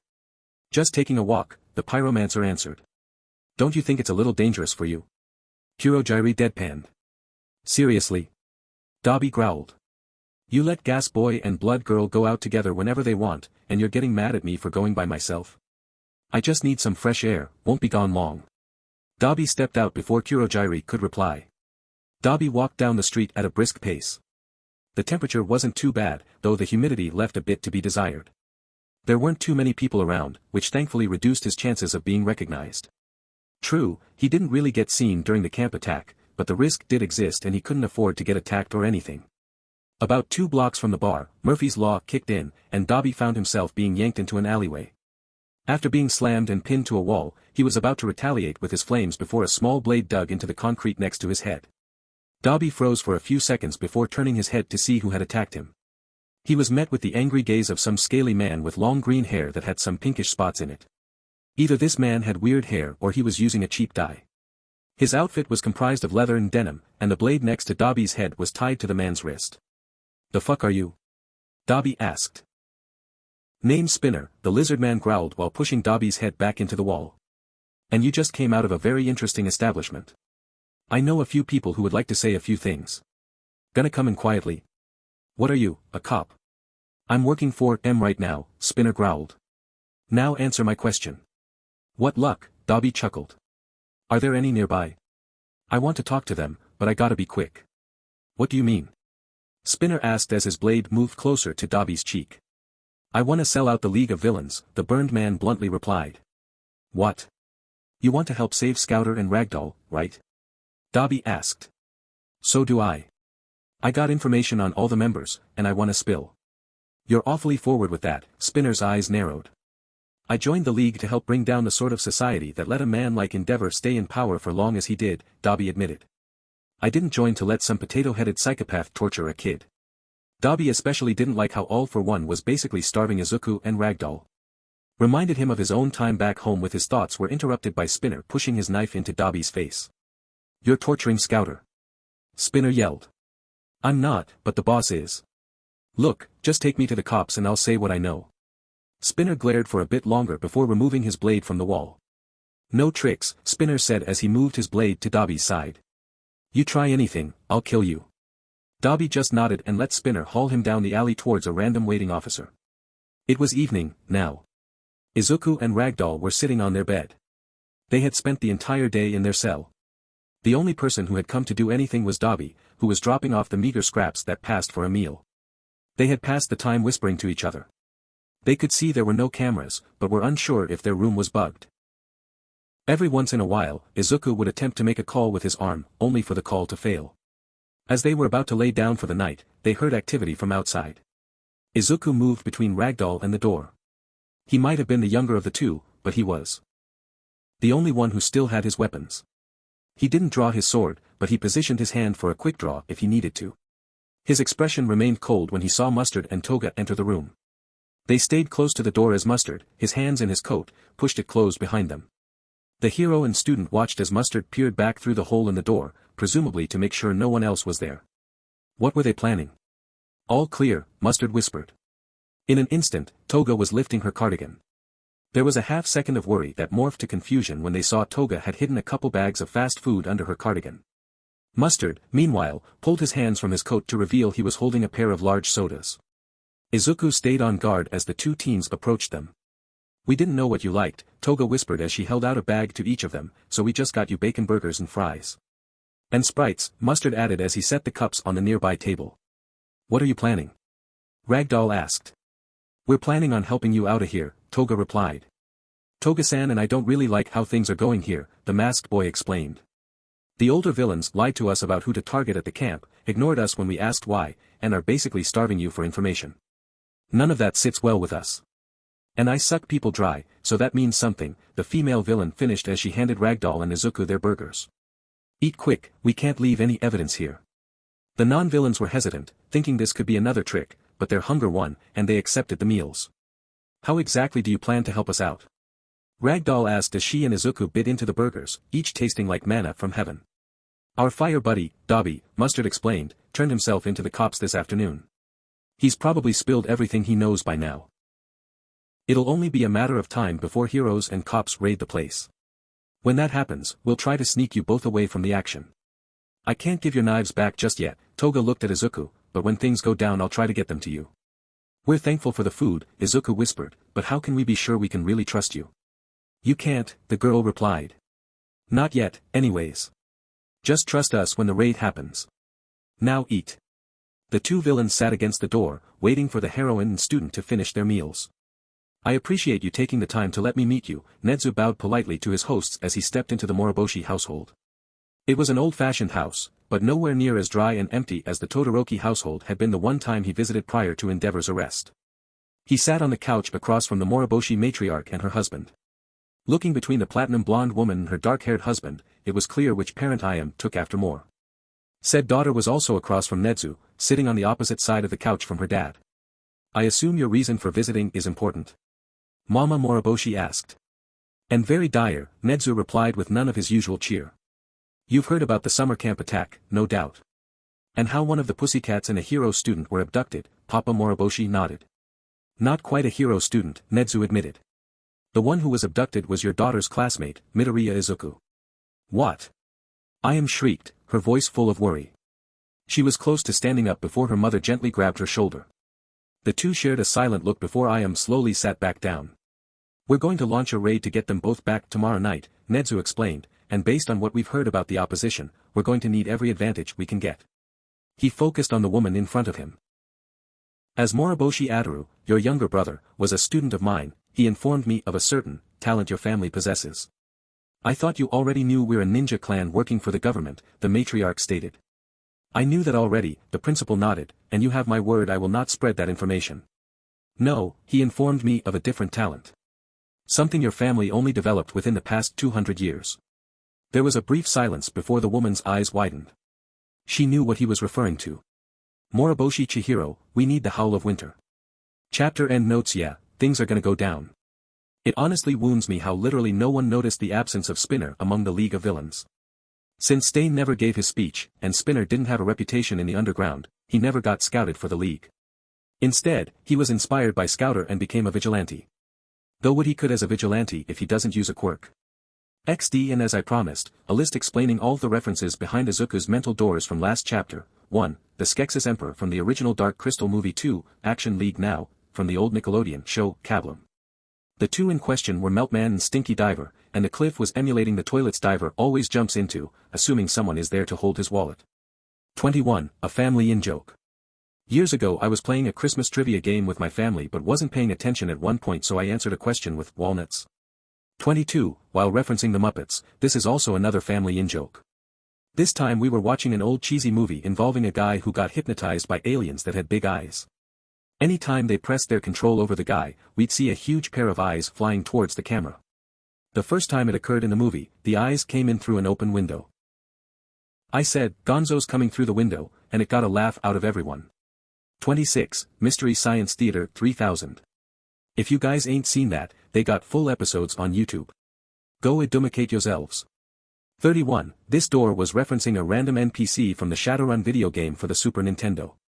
That's how old I am. 36. Project Geeker. A cartoon from the early mid-90s, the most popular candy in that show were chocolate monkeys. And drat was the catchphrase of the mammoth scientist who first created the title character. 42. Yu-Gi-Oh!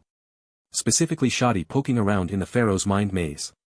In hindsight, ISO should have used Door 42 for a Hitchhiker's Guide joke. 45. A funny Legend of Zelda animation involving Link with a gun. Can be found https://www.youtube.com/watch?v=room0r_d2wipo49 https://youtube.be/dqw4w9wgxeq?t=4269. I think this one is fairly obvious. 72. Referencing High Lord Woolner from Dark Souls 377, this one is referencing an animation involving Donald Trump dancing to Big Chungus. I mostly put this one in cause I needed to give the impression Izuku's mental strength was faltering. 78. While it may have had what AFO was looking for, this door was technically referencing Stephen King's Dreamcatcher. And that's all the doors. Might make a side story later showing more doors, but unlikely. XD next time in Type 2 Hero, the press conference, and the raid. Preparation and Assault Chapter Notes. Howdy folks. Welcome to a Monday update of Type 2 Hero.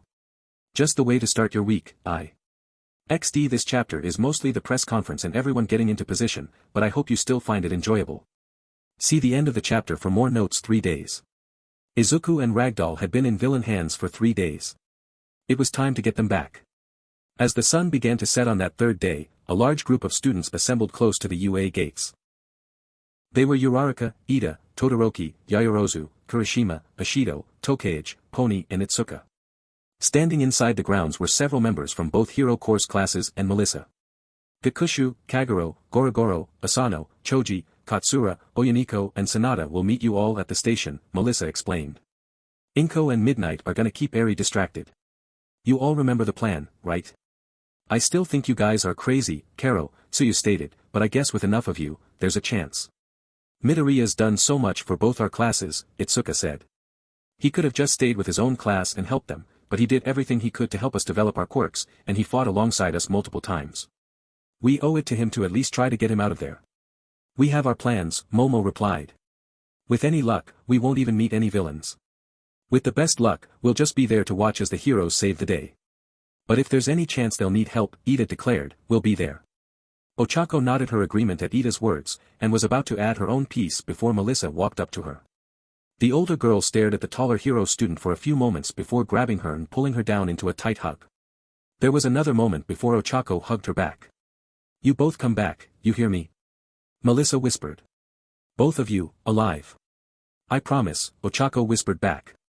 This time, I'll bring him home with me. The two parted and shared a soft kiss. The two held the kiss for several moments before Tokage cleared her throat. Stop rubbing it in, she deadpanned, and let's go rescue the green bean. Ochako nodded and gave Melissa a wave and rushed off with the rest of the rescue team. The rest of the students went their separate ways and Melissa walked towards May's workshop. As the hero students neared the train station, they spotted the 1C kids, but stopped when they actually saw them. The 1C students were all dressed in disguises. Most of them were fairly tame, but one of them, they assumed Sanada due to her quirk, looked like a bearded lady while Gakushu was wearing a floral pink dress and a matching bonnet. The most surprising part, though, was Choji was again clean-shaven. Tokage actually gasped and pointed at him, undoubtedly recognizing him from the flyers earlier that year. Dare we ask? Ashido asked in absolute confusion. If people see a dozen or so UA students going somewhere, Choji explained, they get suspicious. But if they see around half a dozen UA students going with a group of regular people, no one cares. We can't let anyone get an idea of where we're going, Kiana explained from under her Team 3-star hoodie. Just in case we get spotted by any villains. But why's the large kid in a dress? Pony couldn't help asking. It worked for my grandpa when he was active, Gakushu shrugged. I'll take it off when we get there. Come on, Katsura Miki held up the tickets. We need to get aboard. The trip will still take a fair bit of time. Everyone took their tickets from the blind empath and clambered aboard. As the train sped away, none of the riders paid any heed to the black armored truck speeding down the road next to them, out of Mizurafu. Aizawa groaned and tugged at his collar. He hated dressing formally like this. How on earth did Nedzu handle wearing stuff like this every day? Unfortunately, he had to bear it. The press conference was starting any minute, and he was seated at the mic table between Vlad King and Nedzu. His blue associate, Thrawn, was on the opposite side of the mammal. Behind them all was a large projection screen. Well, Thrawn spoke up, at least we can rest assured there won't be any MLA reporters in this crowd. That's about the only good thing we got going for us, Aizawa groaned. Oh, it won't be too bad, Nedzu sipped his tea before turning to Thrawn. Is everything ready for after the conference? Ready when you are, the blue man smiled. Moments after he said this, the lights turned on and reporters started filing into the room. Aizawa sighed and straightened up. Time to feed the vultures. Greetings, everyone. Nedzu chipperly addressed the crowd. I am sure you all have many questions, but please let us explain a few things before you ask them. Sekijiro-san. The blood hero nodded and stood up. Oh, Nedzu was having him explain things instead of Aizawa. The negating hero had to stifle a sigh of relief at that. Vlad King informed the press of the events of the summer camp, including what occurred during the attack and how Ragdoll and Izuku were taken. As he sat back down, the reporters all started shouting their questions amidst the flashing of cameras. Thankfully none of them seemed angry at the school, but were still thirsting for a good story to print. After letting them shout for a few minutes, Nedzu gestured to one of them, permitting him to ask his question. A question I'm sure we all have, he put forward, is how could this occur? We were under the belief that UA spared no expense in the safety of their students since the USJ attack. How could these villains have planned and figured out how to do this attack? I can answer that. Thrawn smirked as he got to his feet. As the conference began, the students got off the train in Kamino. After taking a moment to shed their disguises in the restrooms, the students exited the station and huddled around Momo with a map. The bar is here, Momo gestured, and the warehouse is there. We're square in the middle between them. If anyone's got cold feet and needs to back out, now's your last chance. No one moved. No one said anything. They were determined to save their friend. Momo smiled and closed the map. We know what we gotta do, but remember. No acting until we get the signal. Everyone nodded and split off. Ochako, Momo, Todoroki, Pony, Gakushu, Gorogoro, Kagero, Asano and Oyaniko went to the warehouse. Ida, Tokage, Choji, Katsura, Kurishima, Itsuka, Sanada, and Ishido went to the bar. Both teams hustled best they could. They had less than an hour to get 2.5 kilometers to their destination. Before I do, though, allow me to introduce myself. I am Thrawn Yaruto. I hold the rank of Admiral in the American-based Pentastar Securities. He let the crowd murmur to themselves before continuing. Now, if you look out amongst yourselves, you might notice there are a few reporters and news agencies absent from tonight's events. Heroic Inquirer, Quirky Monthly, and Sunday Press, to name a few. The reason for their absence is because we managed to identify them as supporters and members of an insurgency group you might know as the Metal Liberation Army. This got a clamor out of the crowd. The MLA, one reporter asked. Weren't they defeated decades ago? Initially yes, Thrawn nodded while pulling out a remote. He clicked a button on it, and the projection screen behind him displayed an image of a building bearing the MLA crest. This photo should be proof enough they were still around until recently. Anyway, about a month back, Principal Nedzu and his associates at the Death Star Investigations Agency discovered the Heroic Inquirer was staffed by MLA members, using the media to spread their quirk elitist dialogue. Once the discovery was made, Principal Nedzu contacted me and my people, requesting our help in dealing with the army before they were ready to act. He gave a pause and gestured to a reporter, permitting them to ask their question. Sorry if I sound ungrateful, the reporter calmly asked, but why did he need to call you in? Does Principal Nedzu not trust Japan's heroes? Oh no, I do. Nedzu replied. The problem, however, was that the Metal Liberation Army was simply too big. According to intelligence reports Thrawn graciously provided, the army numbered close to 10,000 before his arrival. That's 10,000 people with all sorts of powerful, usually combat-worthy, quirks. I felt that we simply didn't have the manpower necessary to handle both the army and the usual cases of villainous activity throughout Japan. If I did try to get our own heroes to handle it, and was successful, a lot of cities would find themselves understaffed to handle their daily workload. On top of that, Thrawn pressed a button on his remote, changing the projected image to a list of people with accompanying photos. According to the archives we sifted through and the fights my group experienced, close to 200 pro heroes were actually members of the army. We had no prior knowledge of this, meaning if we did things wrong the army would have had spies within the task forces assembled to bring them down. I don't think you need me to tell you how bad an idea that would have been. This got a chuckle from the crowd as another reporter was recognized. You have our thanks for dealing with them, the reporter nodded, but what does you fighting the MLA have to do with the League of Villains attacking a bunch of UA students? Everything. Nedzu laughed. Ochako's team arrived at the warehouse first. The team was hiding behind an adjacent wall. Ochako slowly floated up while Asano grew just enough to look over the wall. With the night vision goggles they had purchased, with Kagero's help, the two girls saw the warehouse was indeed full of Nomu. Most of them were in tubes, but a few were free roaming. Most of them looked bigger and nastier than the ones that attacked Hosu. Kiana was glad she was able to sneak her saber aboard the train. From their position, they could also see the team of heroes and police assembling in front of the warehouse. Empty Lady was also present, wearing a pair of trucks like they were designer heels. Seeing this, Ochako pulled out her phone and sent a text to Ida. A minute later and 5 kilometers away, Ida's team arrived at the bar. They snuck towards it from the back alleys, evading any camera they could find. Just before turning the final corner, they stopped and waited.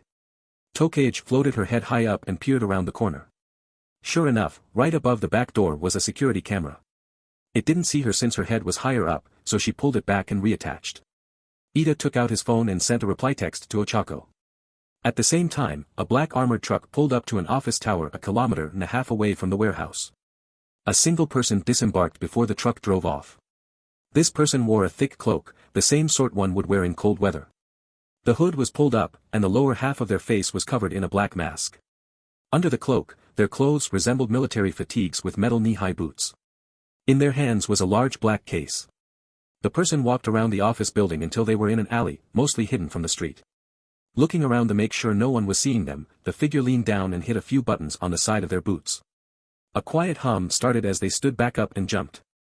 The boots propelled them several stories off the ground. Just when their jump began to peak, they pressed their foot against the wall of the building and jumped up again. After a half-dozen jumps like this, they reached the roof of the tower. After turning the jumping components of their boots off, the person walked to the edge of the roof. Off in the distance was the warehouse district. They had a clear view of the warehouses, and the heroes assembling outside. Nodding to themselves, they knelt down and opened the case they carried. Reaching inside and grabbing the objects carefully stored within, the person spent a few minutes putting them all together.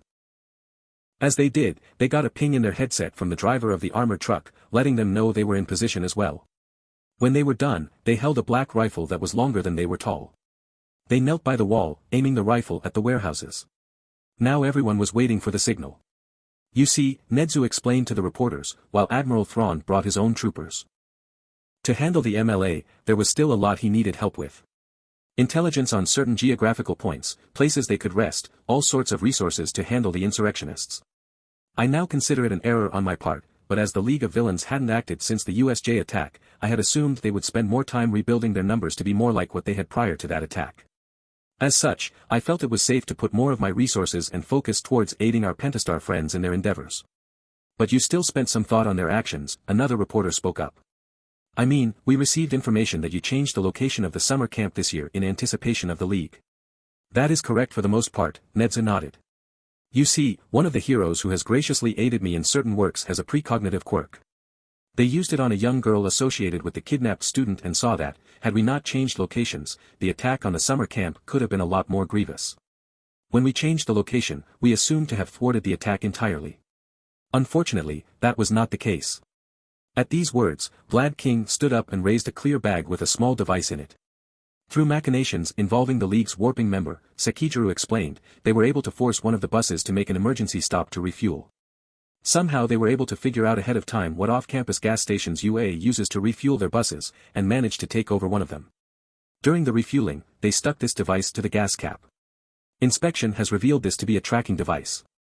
They used that to figure out where the camp was located, Aizawa droned, finally contributing to the conference.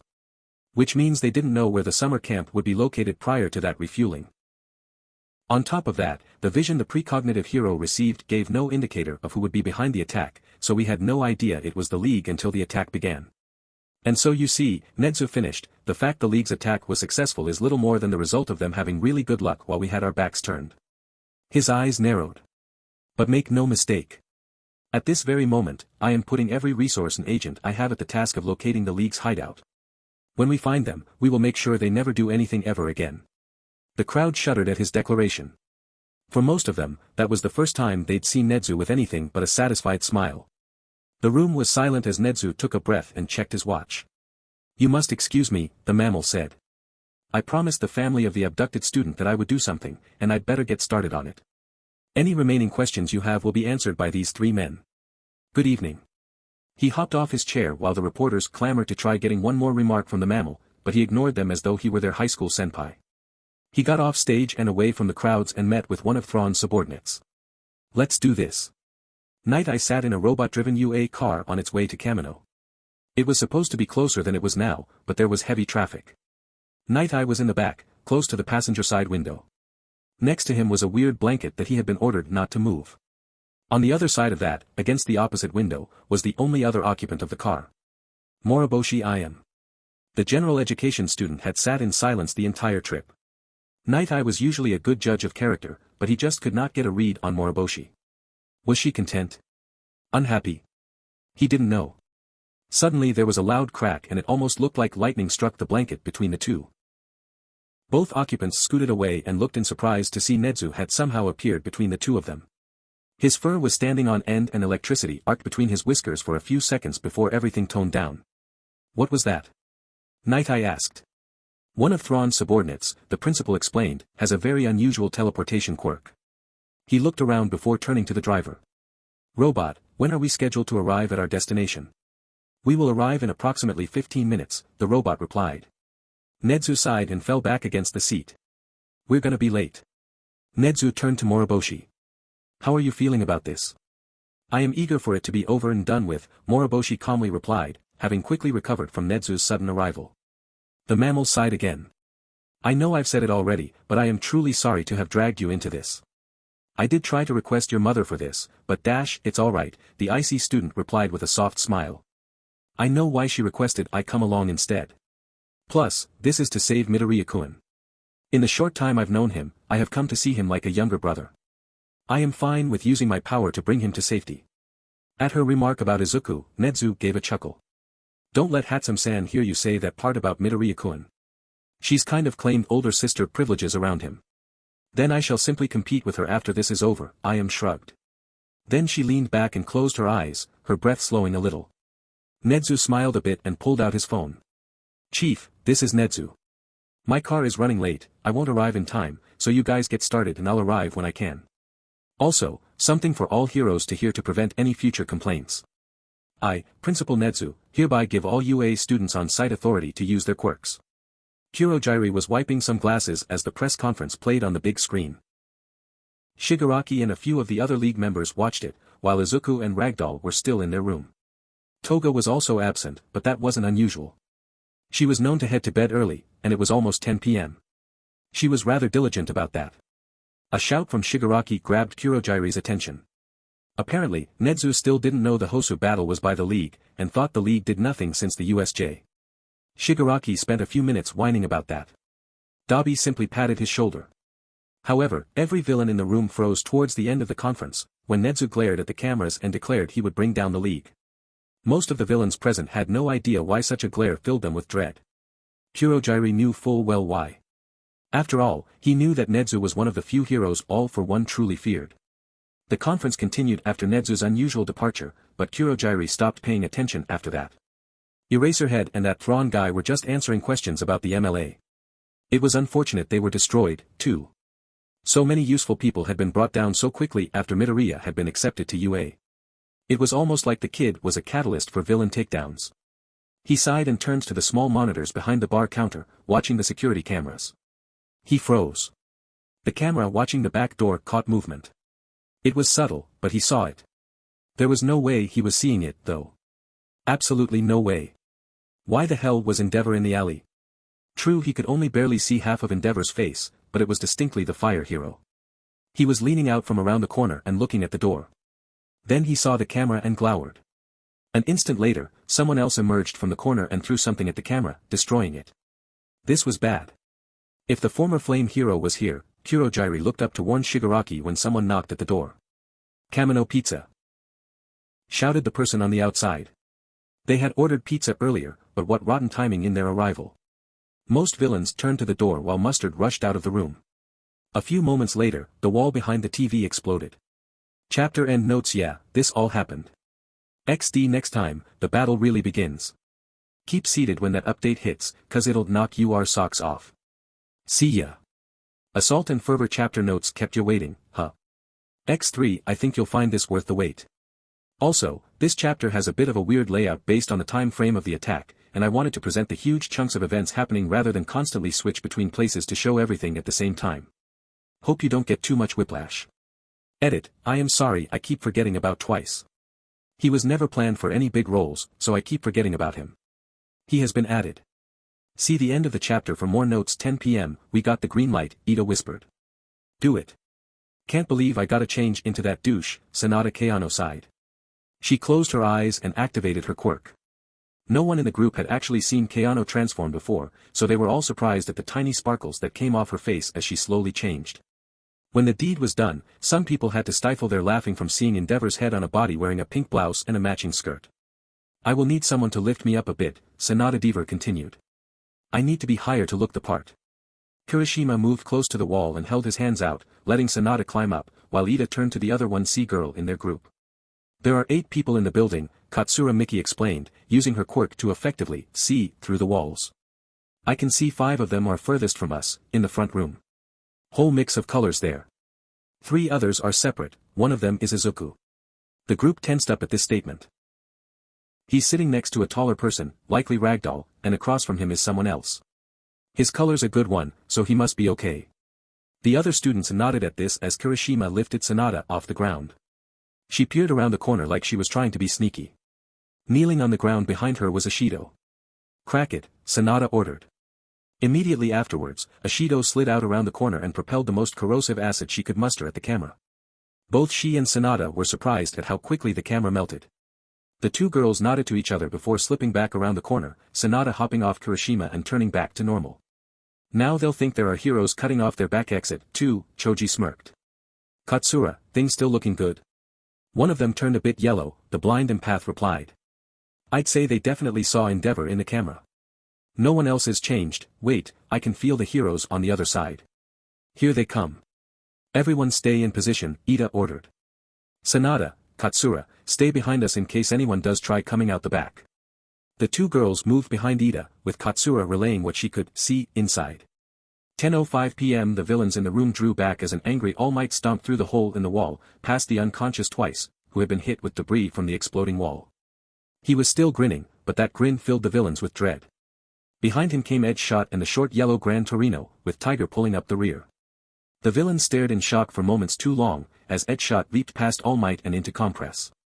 Simultaneously, Gran Torino flew into Dabi, pushing him into the ground and stomping the floor right next to his head. Pretend you're unconscious, the elderly hero muttered before turning to Shigaraki and Kurojairi. Dabi didn't move after that. If the other villains thought he was unconscious, he could escape with Mustard and Toga once they were all out of sight. The boss hunted us down. Shigaraki scowled as he got to his feet. It's usually the other way around. That only applies if you're the player, Edge Shot smirked, but you're not. Fuck it, the villain growled. Kurojairi. Bring them here. As many as you can. Silence. No one moved. Nothing happened. The heroes just stood there, and Kurojairi stayed in his spot. After a moment, Shigaraki turned to his warping compatriot. Kurojairi, any time now, the foggy villain was legitimately sweating. I'm sorry Shigaraki, but the Nomu aren't where they're supposed to be. Ha!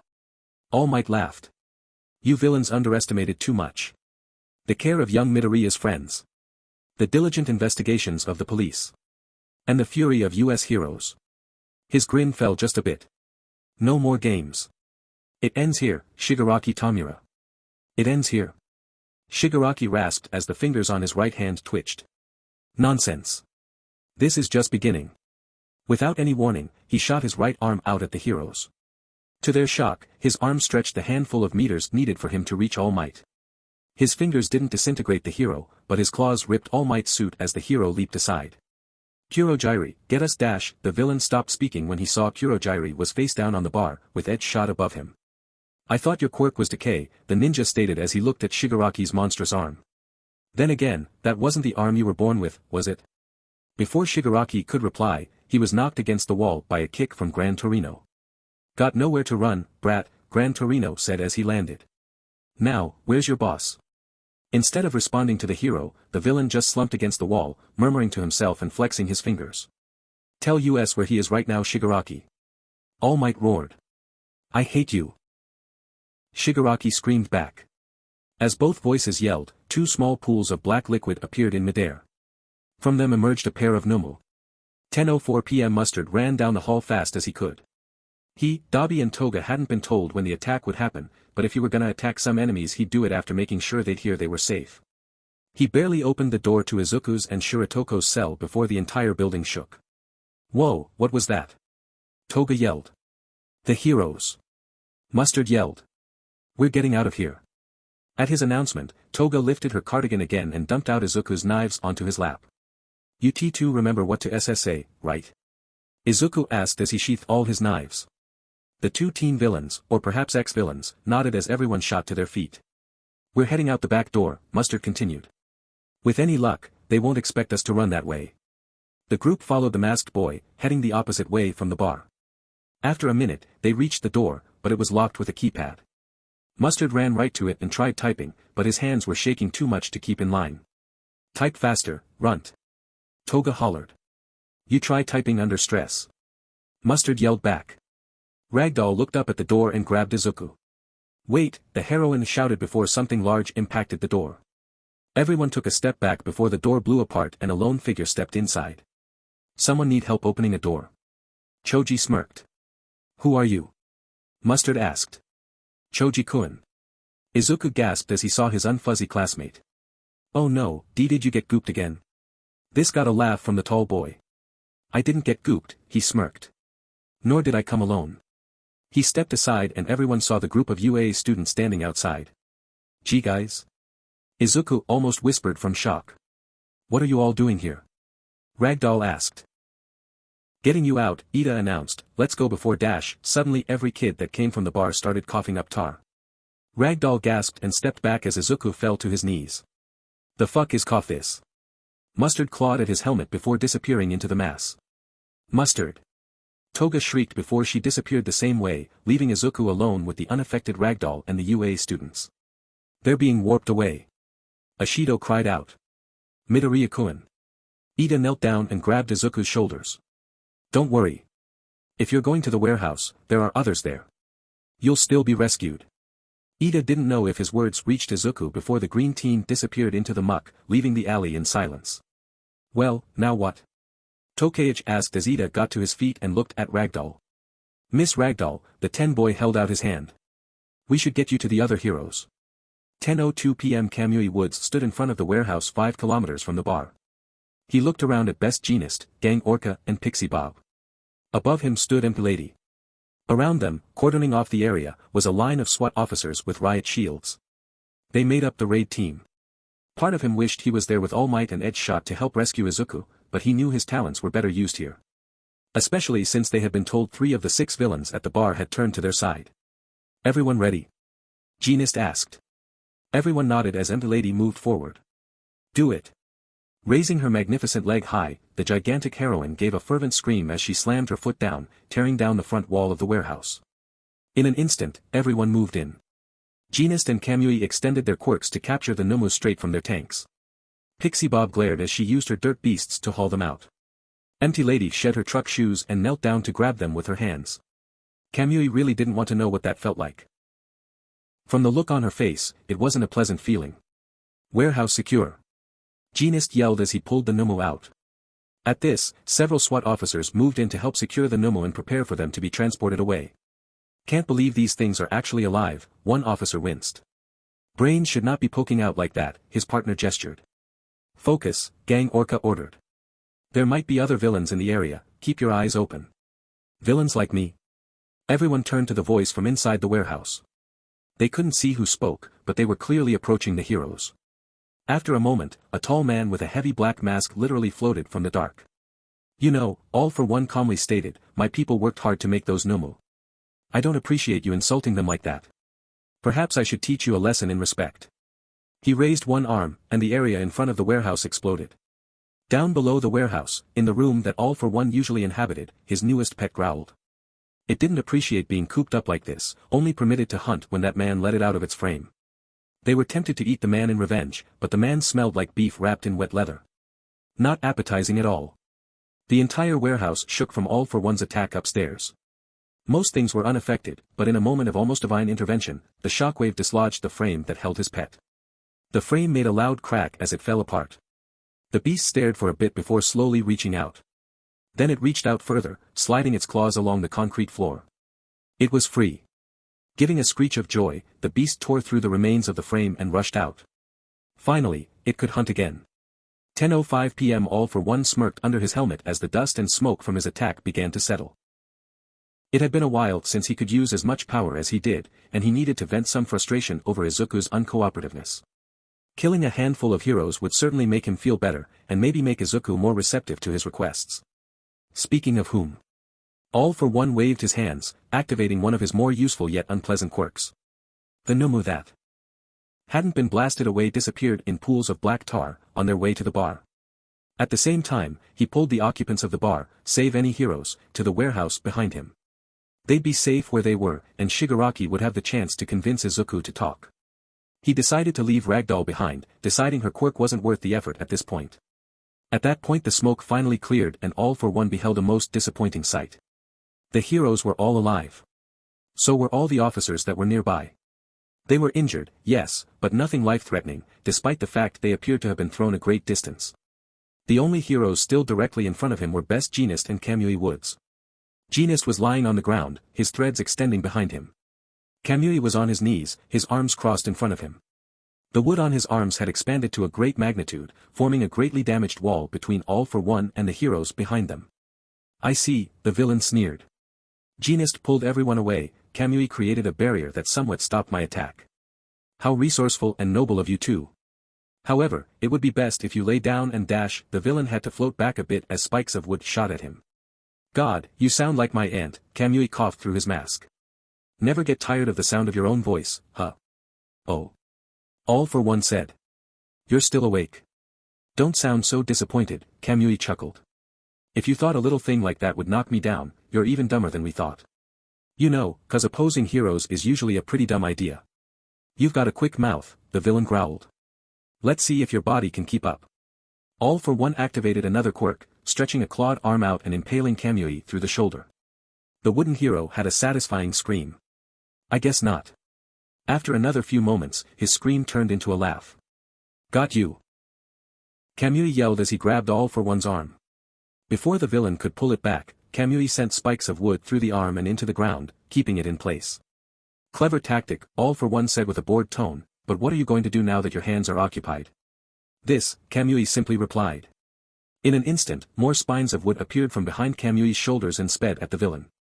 One of the improvements Izuku had suggested to Kamui in the past was putting wood plates on his shoulders to give him more wood to control, and the screams from the villain with the impaled shoulders showed this was indeed a good idea. After going through his shoulders, Kamui moved the spines around to anchor into the ground, keeping the villain in place. Pix! Kamui screamed. An instant later, the upper half of a stone gorilla emerged from the ground behind All for One and slammed both fists down on the villain. The damage was negligible, but the villain's metal mask was definitely bent after that hit. Then All for One roared and fired another shockwave that shattered the monkey and broke Kamui's wood. I grow weary of this, the villain roared. 10:07 p.m. Izuku landed rather roughly as he finally stopped coughing that, whatever it was. Hopefully that meant the smell would go away, too. He could hear some groaning from around him. Looking up, he saw the others from the bar. Toga, Mustard, Dabi were next to him while the unconscious Twice and Compress were further away. Shigaraki and Kurojiri were nowhere to be seen. Where are we? Toga rasped. Looks like the place your boss lives, Izuku replied, recognizing the scenery. He's not my boss. I got that gunk in my helmet, Mustard complained. He yanked it off his head and shook it to remove the tar. This was the first time any of them had seen him without his helmet. Needless to say, everyone was surprised to see what lay beneath. Sadly, it was over too quickly as Mustard quickly put his helmet back on. Red, Toga whispered. Alright, Izuku shook his head and slowly stood up. We need to get out of here. I don't think it'd be safe to go out the front. Doubtful, Dabi shook his head. If we're here and the boss isn't, chances are he's fighting the villains out front. Which means we should escape through the back. Mustard yelled. Get to the police or something, just away from here. Escape. Everyone froze. No one turned as Shigaraki slowly emerged from the shadows. He did not look happy. What do you mean escape? Back out front, All for One was still busy fighting Kamui Woods and Pixie Bob. Kamui had gone full frontal while Pixie buried herself underground, controlling her constructs directly. All for One wanted to unleash another shockwave, but he couldn't risk it. With how often Kamui had managed to dart between him and the warehouse, he couldn't risk sending any quirky missions towards where Izuku was being kept.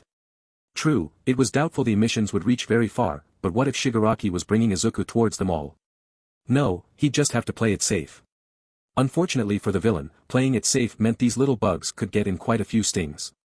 His regeneration quirks were barely able to keep up. And this was before having to deal with All for One. Well, crap. All for One barely raised his arms in time to block All Might's fist. He turned his attention to the hero, noting he wasn't smiling. Oh good. Maybe he'd be serious. That would make his death much more satisfying. Took you a couple minutes to get here, All for One sneered. Getting a bit slow. Had to deal with your pets before coming for their master. All Might glared. And what's with the industrial zone on your neck? Your fleas finally having their own revolution.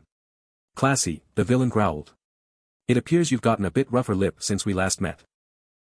Perhaps it's time I fix that. He gave a quick glance past All Might, noticing the heroes he attacked before were recovering. Although perhaps I should make sure our other guests don't get any ideas. He waved his hand, and more pools of tar appeared. All Might's eyes widened as a lot more Numu appeared. Where were you keeping these? All Might roared. Somewhere downstairs, All for One sneered. And each one is almost as strong as the one that attacked your students at the USJ. There's no way a bunch of injured heroes can dash. His words were cut short when one of the flying Nomu fell on him, bleeding and bereft of a wing. It wasn't the only one, either. Both men looked up and saw more flying Nomu getting cut down by a certain winged girl with a cavalry saber. Attack! Another voice called out as a spiky blur rolled past All Might and struck a Nomu coming up behind the hero. Then more people appeared, running past the two men to engage the Nomu. Pony grit her teeth as she sent her horns into a big Nomu's legs, Momo went crazy with her M60 and Todoroki just leaped into a cluster of Nomu with elemental weapons in each arm. Past them, Asano was helping the heroes to their feet while Oyaniko was throwing up barriers to protect fleeing civilians. What the hell is dash? All for one growled before hearing a growling sound from below. Looking down, he saw a circular flat kid glaring up at him. And who the hell are you supposed to be? I'm the guy, Kakushu glared as he flipped the double birdie, who's telling you to take your tiny Tim and go fuck a power outlet. Without giving the villain a chance to retort, the UA student expanded, causing a shockwave that catapulted him into the air. All for one didn't shout or make any noise as he crashed down into the warehouse. All Might and Kakushu watched his descent before the rotund student turned to the hero. Several students have come to assist. He saluted the hero. There may be more coming, but we made sure our more combative members were over here. We figured they'd use their warper to move Midoriya-kun over here. He suddenly deflated his head as a Nomu tried to slice it off before he sent it sprawling from a shockwave. There's one more on our team, but she's getting her armor on. We'll handle these mooks, sir, so fight with all your might. I'm going to go find Midoriya-kun. He gave All Might a quick salute before rushing into the warehouse. All Might was stunned. He had no idea those students were here. He'd have to hold back until they all got to safety. At least they weren't gonna try joining him in fighting All for One. Speaking of whom, All Might turned back in time to block a huge punch from the villain. Unfortunately, the punch still sent him through 1 or 3 buildings. Now the fight had truly begun. I'm waiting, Shigaraki glared at the 3 teens and Dabi. What did you mean by escaping? Toga voiced, trying to think of an excuse that wouldn't get them all killed. We meant escape from the police and stuff. Mustard shouted at speeds reminiscent of Izuku's former muttering. Yeah, since Compress is out cold, we figured we'd better dash, and why is the hero brat not secured? Now it was Mustard's turn to go, fuck this, Dabi deadpanned before shooting fire at Shigaraki. The crusty villain narrowly dodged the cerulean flames. And fuck you. We quit, we're taking the kid, and you ain't stopping us. You can't quit the league. Shigaraki roared. If you quit, you're just as dead as the heroes. Then I guess we're dead, Toga growled as a knife slipped from her sleeve. No we aren't, Mustard stepped forward, loading his pistol. We're getting out of here, Dabi glared, blue flames licking up his arms. All of us, Izuku said last, drawing his arm blade. 3 traitors and a brat against me? Shigaraki insincerely whined before giving a demented smile. What a way to earn extra experience before the final boss. Shigaraki gave a truly villainous laugh as Izuku and the others gave their own battle cry and charged. Chapter end notes. Yeah, Izuku's working with some villains to beat a villain. That's gonna be fun. Also, some of you might have noticed I altered the time frame of Netsu's arrival in the previous chapter. I figured it would make a bit more sense for that time, rather than almost a half hour. Next time in Type 2 Hero, blood is shed, winter howls, and a few people are not walking away. Fervor and Demise chapter notes. New month, new chapter XDD. This chapter is a bit over 5,000 words big, but there's a lot of action, so it might feel short. XD but there is a lot going on, I hope you like how things go. Also. Trigger warning. Blood and stuff happens in the final scene of the chapter. Read forth. See the end of the chapter for more notes. 10:08 p.m. Attack. Gorogoro yelled as he rolled into a Nomu. He bounced off and uncurled as the rest of the UA students ran past him to press the attack. The rolling boy grit his teeth as he watched the injuries on his current opponent heal in front of him. This one had regeneration, just like the one from the USJ. At least it wasn't nearly as big. It turned toward some of the other students before Gorogoro backhanded it across the face, digging a few spikes in. You're fighting me, you turd, the student yelled, getting the Nomu's attention again. It roared and clawed at Gorogoro. Its claws narrowly missed the boy, but its long tail swung around and slammed into him. This sent Gorogoro flying into a nearby chunk of concrete, knocking the breath out of him. He got to his hands and knees, looking up as the Nomu charged at him with its arm raised. Gorogoro raised his own arm to catch the swinging limb, only for a red line to shoot through the Nomu's arm, blowing it off. This caught both combatants off guard. Even with the arm growing back, the two of them just stared at the stump, with Gorogoro taking a quick glance at the fallen limb on the ground. What was that? He looked back up in time to see another line shoot through the Nomu's leg, removing everything below the kneecap. As Gorogoro got back to his feet, he saw the other students were getting help from this same source. Every few seconds, a red line went through some Nomu's limb, disabling it for a few seconds. He would have looked around more except his Nomu had healed and rushed him again. On top of a skyscraper 1.5 kilometers away, the cloaked figure from earlier was aiming their rifle at the warehouses. When All for One blew away the heroes a few minutes prior, he had inadvertently created the perfect kill zone for the sniper. Every few seconds they fired their rifle, or rather railgun, at a Nomu. They wanted to fire at the main villain, but with how fast they were fighting All Might, the figure didn't want to risk hitting the hero. Suddenly a gust of wind hit the figure, pulling their hood down and revealing their pink dreadlocks and angry yellow eyes. Getting really tired of you mooks messing with my friends, Mei hissed as she fired another round. And stop regenerating, I've only got so many rounds. Suddenly her earpiece gave a ding. Hey! Why aren't you down there yet? I'm almost there. Melissa called from the other side. Had to go slowly cause these ladies aren't exactly stealthy. Well hurry up, Mei ordered, things are looking rough down there. There's an entire open area, so you got plenty of room. She fired another shot as Melissa gave an affirmative. Momo was firing her M60 at a pair of Nomu. These two also had regeneration, but not as swift or complete as the USJ Nomu. When Momo shot them, there were scars, and limbs took a fair amount of time to regrow. Despite this, Momo still found herself moving back to avoid their spines and acidic spit. After a minute, she found herself back to back with Todoroki, who was alternating between shooting fireballs and ice spikes at his own Nomu. The two quickly looked at each other to make sure they weren't an enemy before turning back to their foes. Reminds you of the recommendations exam, huh? Momo called over the gunfire. Evidently, the peppermint boy deadpanned, you and I remember that exam very differently. Momo gave a laugh at his reply. Wanna trade? Sure. Momo ducked and spun to her left while Shido jumped and turned to his right, the two students changing targets. Shido quickly saw his flames were a lot more effective than Momo's bullets against his new targets. Momo, meanwhile, was able to hit the speedy Nomu that Shido had been having trouble with moments prior. Both students got a surprise when there was a roar as another Nomu went flying past them with a broken neck. Unable to turn to see what happened, they were both caught off guard when their respective Nomu were hit away. Joining the fight were 4 people neither student recognized. They were wearing high-tech combat suits with different color schemes. From how they moved, the group leader must have been the blue one with red stripes that was kicking Nomu away. Based on the form-fitting design of the armors, all 4 people had to be women. None of them said anything, their suits bore no insignia, they just rushed in and engaged the Nomu alongside everyone else. Normally I'd be curious, Momo said as she grew more bullets and reloaded her machine gun, but I'm too distracted. She turned and opened fire on another Nomu while Shido also snapped back to fighting. Other students also noticed the new additions, but none had the chance to talk or ask anything. Asano and Oyaniko were extra glad that these new people took the Nomu's attention off them, giving them an easier time pulling civilians and wounded heroes away from the fighting. They knew what was coming, and had to get as many immobile people away as possible.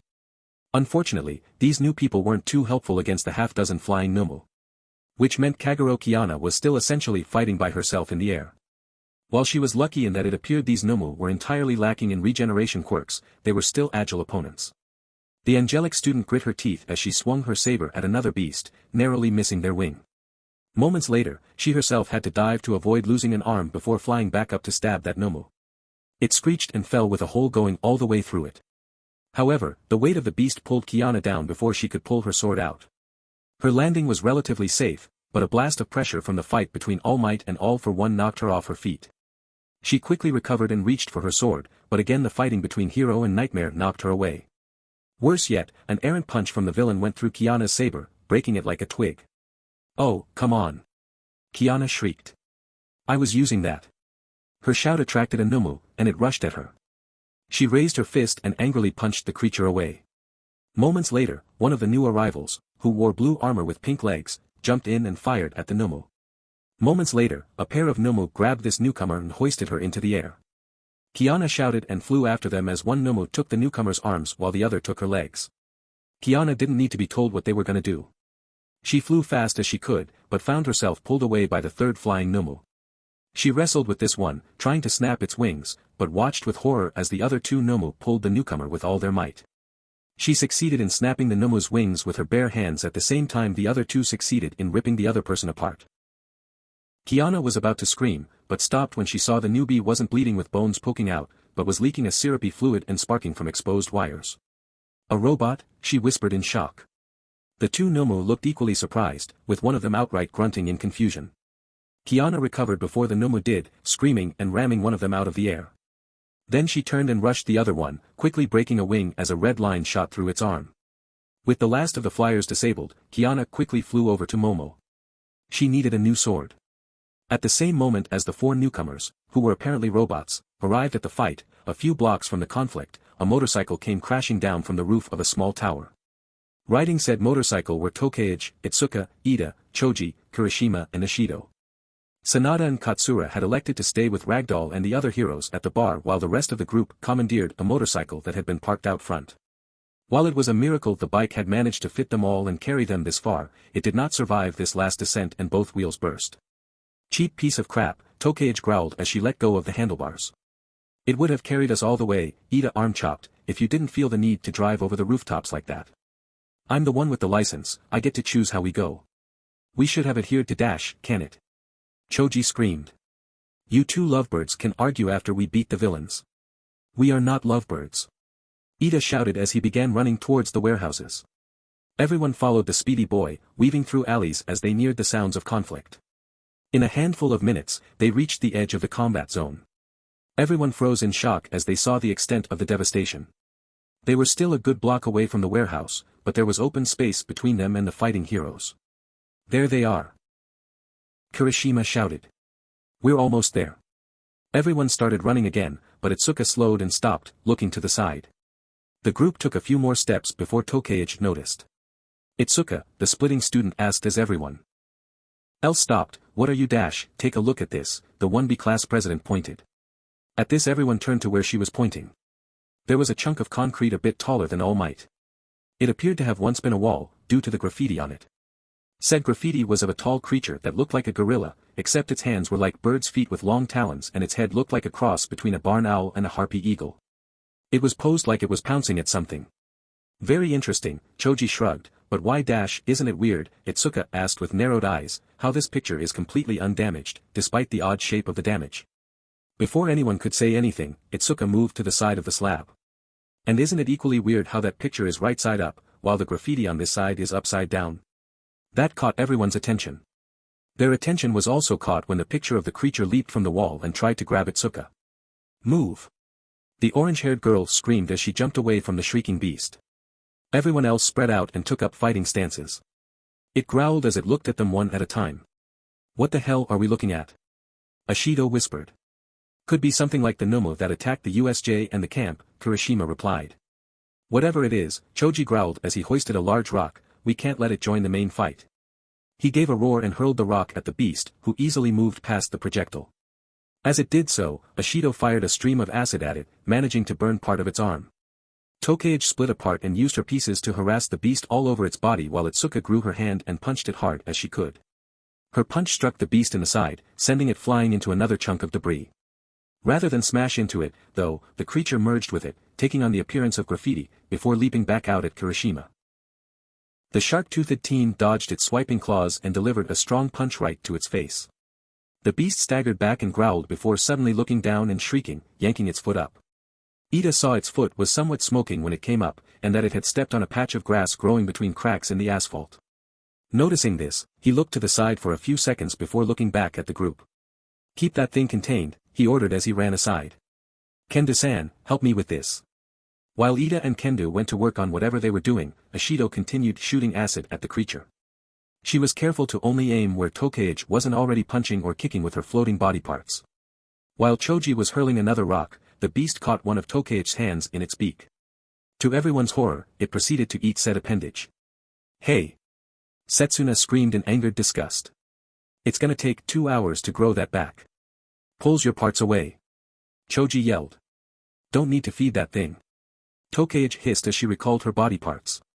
The monster would have caught her other hand if Kirishima hadn't decked it in the beak.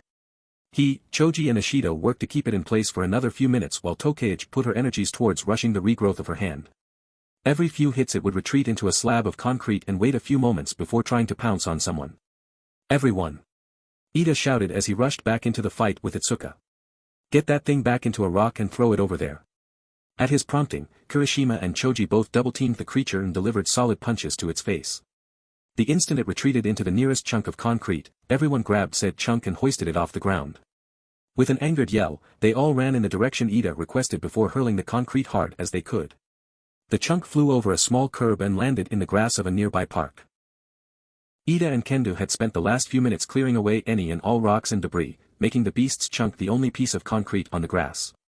Said creature roared as it emerged, but stopped once it saw where it was. It looked around frantically, hoping to find some relief from the island it was merged with. In the end, it gave a horrid shout and merged back with the concrete, imprisoned just as surely as when All for One kept it in a frame like a precious painting. I don't think it can touch plant life, Ida stated as everyone stared at the creature. It can stay there until the heroes can come and take it away. I'm just wondering what the villains were thinking when they made that thing, Kirishima shuddered before raising his hands and furrowing his brows. Ho ho, he spoke with a deep voice. Here's a brilliant idea. Evil monkey bird. I don't think they made it, Ida replied. If the creatures from the USJ and Hosu were any indication, any creature the League made would have an exposed brain. Okay, ew, Setsuna winced. She said more, but Ida's attention was taken by a ping in the earpiece he had been wearing all night. He listened for a moment before turning to the group. Everyone must remain here, he ordered. She's arrived. 10:15 p.m. The car carrying Night Eye, Nedzu and Moriboshi sped down the road. Once they reached the city, Nedzu ordered the robot to drive like it was in a street race. Apparently this was a programmed order for the robot to drive like a madman, swerving between traffic and definitely breaking a dozen different vehicle laws. In a matter of minutes it arrived at the edge of the destroyed area, speeding past the wounded heroes and civilians Asano and Oyuniko had carried away. Nedzu and Night Eye looked out the window and winced at what they saw. Gang Orca was still unconscious. Best Jeanist was making a splint for Empty Lady's broken leg. Pixie Bob was mostly unharmed, but her face was filled with worry as Kamui's injuries were being wrapped by an EMT. Alongside them were the wounded officers and civilians who had been caught in the initial blast. The heroes in the car could only hope casualties were minimal. In the distance, past the students and the Nomu they were fighting back, they could see All Might and All for One going at it. In almost any other timeline, All Might would be going on fumes of One for All at this point.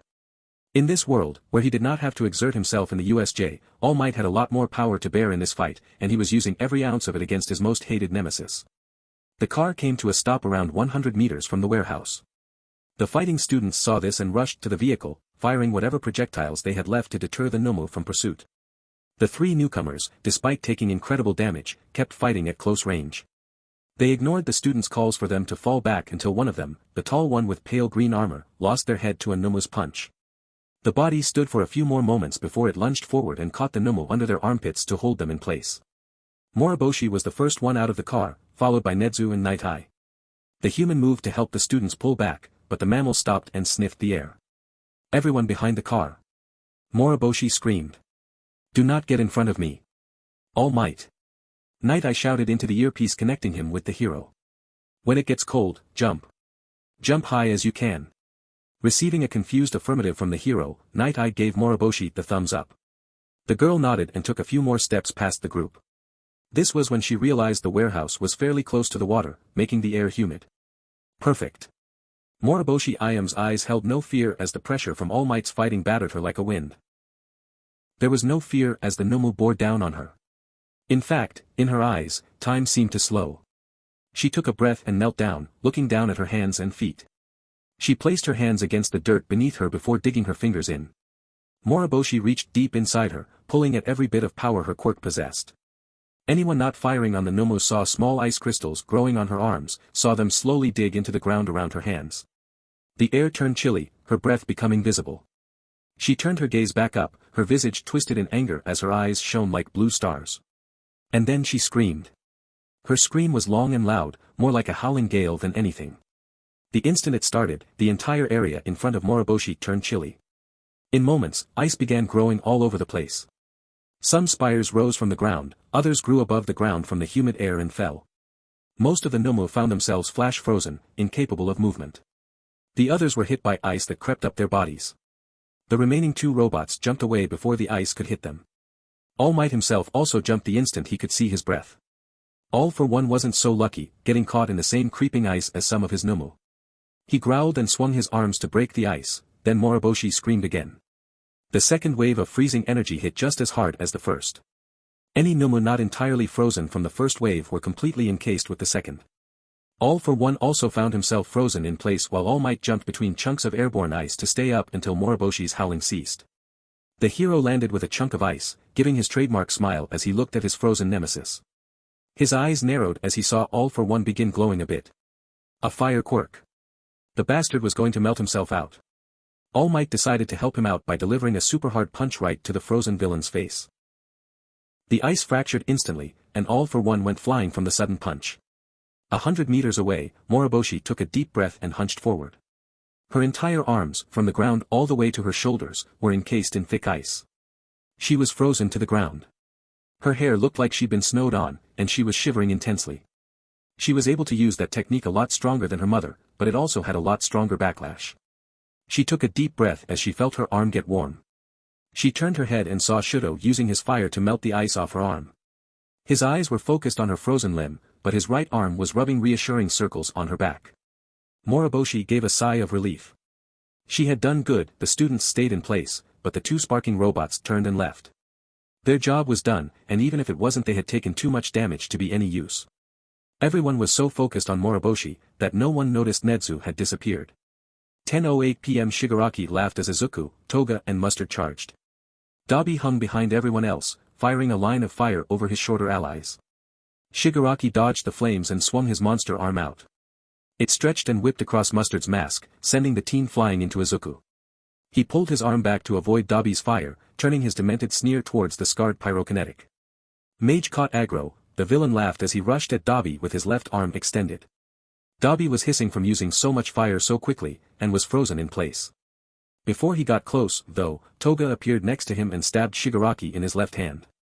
There was none of her trademark bloodthirsty glee as she forced the knife up, bisecting his hand. Before Shigaraki could retaliate, she grabbed his arm and cut into his hand again, this time removing a couple fingers. This time, she didn't move away in time to avoid Shigaraki's other hand. His arm stretched out and caught Toga's neck, pushing her against a large crate. Rogues should stay in the shadows, Shigaraki hissed as he began to squeeze. Toga started coughing, unable to breathe, and tried to stab his arm. She tried multiple times, but was unable to pierce the arm's thick hide. Her anger started to get replaced with fear before a screaming green blur emerged from nowhere. Izuku swung his arm blade at Shigaraki's arm, his blade cutting deep before bouncing back out. It took a second swift swing to completely cut through Shigaraki's arm. The instant it was cut, Izuku yanked the hand off Toga's neck and threw it at Shigaraki before pulling the girl away. Everyone moved away from Shigaraki, looking at the disarmed villain. "Your QQ quirk's gone," Izuku pointed out. "Your freaky arms gone. Surrender." Instead of bowing his head, or getting mad, or doing anything that could be considered sane, Shigaraki just sneered. "Oh no," the villain laughed, "I've lost both my arms. Whatever will I do?" "Oh wait," he smirked as he looked at the stub of his right arm. Everyone watched in confusion, then disgust as the stub began to pulsate. Veins appeared and it throbbed like some freaky heartbeat before the stub exploded. In its place was an entire new arm. This arm was different from the previous one. It was still long and black, but the hand was more humanoid. From above the hand, however, grew a large scythe blade. It looked like a demented imitation of Izuku's own arm. Shigaraki looked over his new arm and the weapon it bore before smirking. "Let's see who really has the better arm," the villain screamed as he charged at Izuku. Izuku rushed forward to meet him, his blade clashing against Shigaraki's own. Izuku's blade didn't cut through the villain's blade, but he was too focused on surviving to be worried about this fact. Toga was still recovering from being choked, so Dabi and Mustard moved to assist. Dabi shot a fireball at Shigaraki's back while Mustard fired his pistol at Shigaraki's arm. The bullets didn't penetrate the arm, but the force of the bullets helped to knock Shigaraki's blade off course. Unfortunately, Mustard soon had to reload, and when he did, Shigaraki pushed past Izuku and stretched his arm to cut into Mustard. Despite Dabi's flames, Shigaraki's blade managed to cut a line down Mustard's arm. The boy fell back screaming while a recovered Toga lunged for the monstrous limb. Her knife discarded, she grabbed the limb with both hands and dug her teeth into it. Surprisingly, her fangs sunk in and she held on, growling like a rabid animal. Shigaraki screamed and withdrew his limb, trying to dislodge the girl, before another gout of blue flame struck him in the chest. Toga bit down harder, drawing blood from the arm. Her eyes widened and she jumped away from the villain, coughing up the blood that seeped into her mouth. The blood tasted horrible, like extra salty barbecue sauce mixed with pineapple juice. While she stepped back, Izuku rushed back forward and stabbed his blade into one of the holes left by Toga's fangs. Gaining entry through the hole, Izuku grit his teeth and began to saw through the arm. Dabi sent more fire at Shigaraki to keep him off Izuku until the greenette finished cutting the arm off again. He jumped back as Dabi continued firing at Shigaraki. After a moment, there was gunfire as Mustard unloaded his pistol in Shigaraki's direction. Only 2 bullets hit, one of which managed to hit the stub of the monster arm. Shigaraki himself moved back, hiding behind a couple crates to give his arm time to regrow. A few moments later, Shigaraki re-emerged with a new arm. This one split into multiple arms at the elbow, looking like a black tree branch. He sneered as he stretched every arm out, trying to hit everyone in front of him at the same time. It appeared these new arms were less durable than the previous iterations, as Mustard managed to fire a bullet through the palm of the hand that came after him. Toga and Izuku both but their encroaching hands off, and Dabi just roasted his. In a flash, Toga and Izuku both shot forward and used their respective blades to slice off every arm at the elbow. You know, Shigaraki sneered, you'd think you'd learn after the first MHA. Everyone froze in shock when Shigaraki fell to the ground. He flailed around, trying to grab his stub with what was left of his left hand. Everyone stared as the right stub started pulsing again, but this time the veins spread, growing up the right side of Shigaraki's face. Izuku stared for only a few moments before rushing forward, his heroic instincts kicking in. He stabbed his blade into Shigaraki's shoulder, trying to remove the new limb completely. Suddenly a spiked tentacle sprouted from the bloody end and swiped at Izuku, narrowly missing his face. The arm was acting independently of the man it was attached to. That could mean. Izuku pulled his blade back and gripped the stub. Before the tentacle could swipe him again, Izuku activated his taser grip. Electricity coursed through Shigaraki, making the villain scream in agony. In moments, the veins ripped out of Shigaraki's body and the arm seemed to catapult away with enough force to knock Izuku off his feet. Izuku turned off his taser the instant this happened and watched the arm flail around despite being separated from Shigaraki. It also began to whimper. To his disgust, he saw the arm had a large mouth full of bloody teeth, along with a single eye. Shigaraki's arm wasn't a graft from a Numu. It was an actual Numu. He stared for a few more seconds before blue flames surged over the arm, causing it to flail and scream louder. In a handful of seconds, the arm burned away to ashes. Dabi stood a few meters away, his hissing arm extended and his face twisted in disgust. The fuck kinda arm was that, he hissed. Toga and Mustard were too shocked, and too busy trying to wrap up the huge cut on Mustard's arm, to reply. Izuku himself slowly got back to his feet and staggered back to Shigaraki. The villain was lying on the ground, surrounded by a pool of his own blood. Shigaraki's clothes and half his face had been ripped open when the Numu pulled away from him. Izuku could also see the stub of his original arm, covered in punctures. That must be how the arm stayed on him. The greenette didn't even want to think how painful that might have been. The villain's breathing was slow and rattled. It was clear he wouldn't make it. Izuku sunk to his knees and started crying. The villain turned to look at him in angered confusion. The fuck you crying for? Shigaraki rasped. You won, hero brat. You should dash, this isn't a win. Izuku shouted, surprising everyone by the volume and lack of stuttering. I'm not training to fight, to get famous. I want to become a hero to rescue everyone. To be there to help people, to save them when no one else would. He raised his hands to his face. And I couldn't save you. For close to half a minute, the only noise anyone heard was Izuku's sobbing. Then Shigaraki gave a coarse laugh. If there are more heroes like you, the villain stated, maybe society could be saved after all. He laughed again before coughing. Stay alive, brat. Be a true hero. Shigaraki's head rolled over, his body had gone limp. He was gone. Izuku sobbed a bit longer before sniffling and wiping his nose. He got to his feet and walked to one of the nearby crates. It had broken open during the fighting, showing it had blankets inside. Izuku took one and draped it over Shigaraki's body. A moment later, the area got cold and everyone heard 2 loud screams outside. We need to get out of here, Dabi stated, using a bit of his flames to keep the area warm. I don't think -HEY. Everyone stopped and turned as a winded Kikushu Hifumi rushed up to them.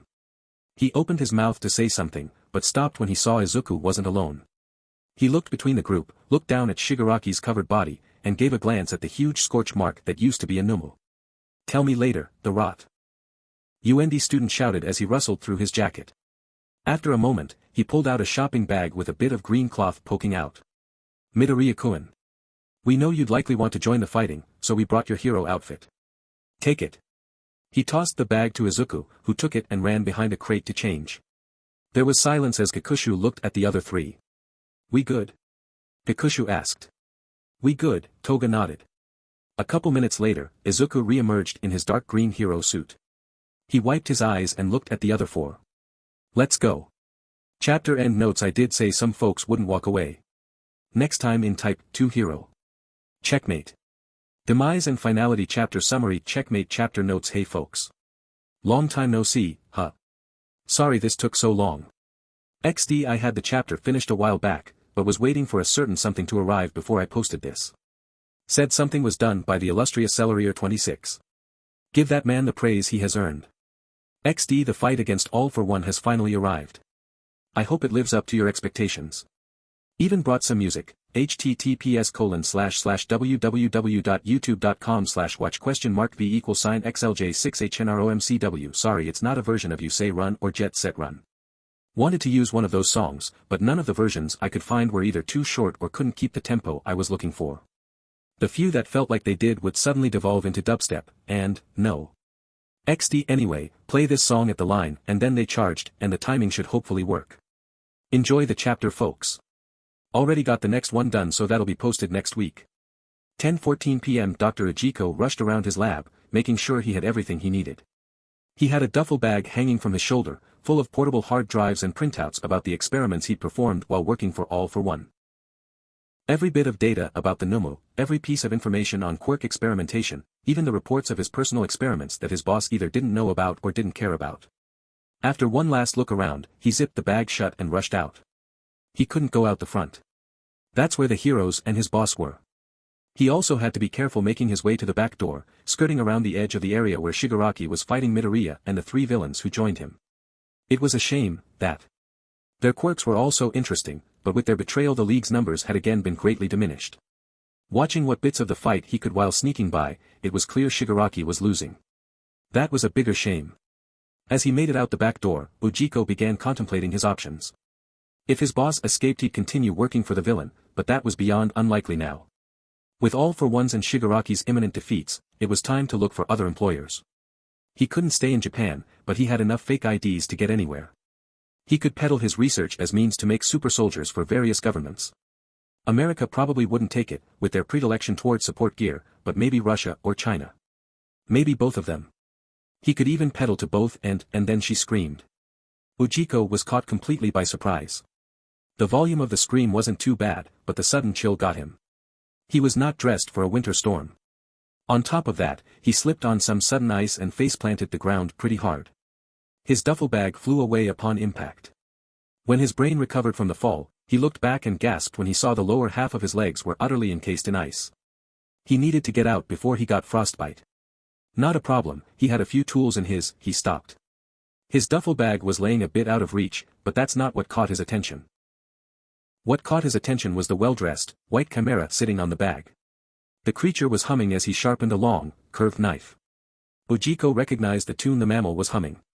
He also recognized the mammal himself. Quite intimately.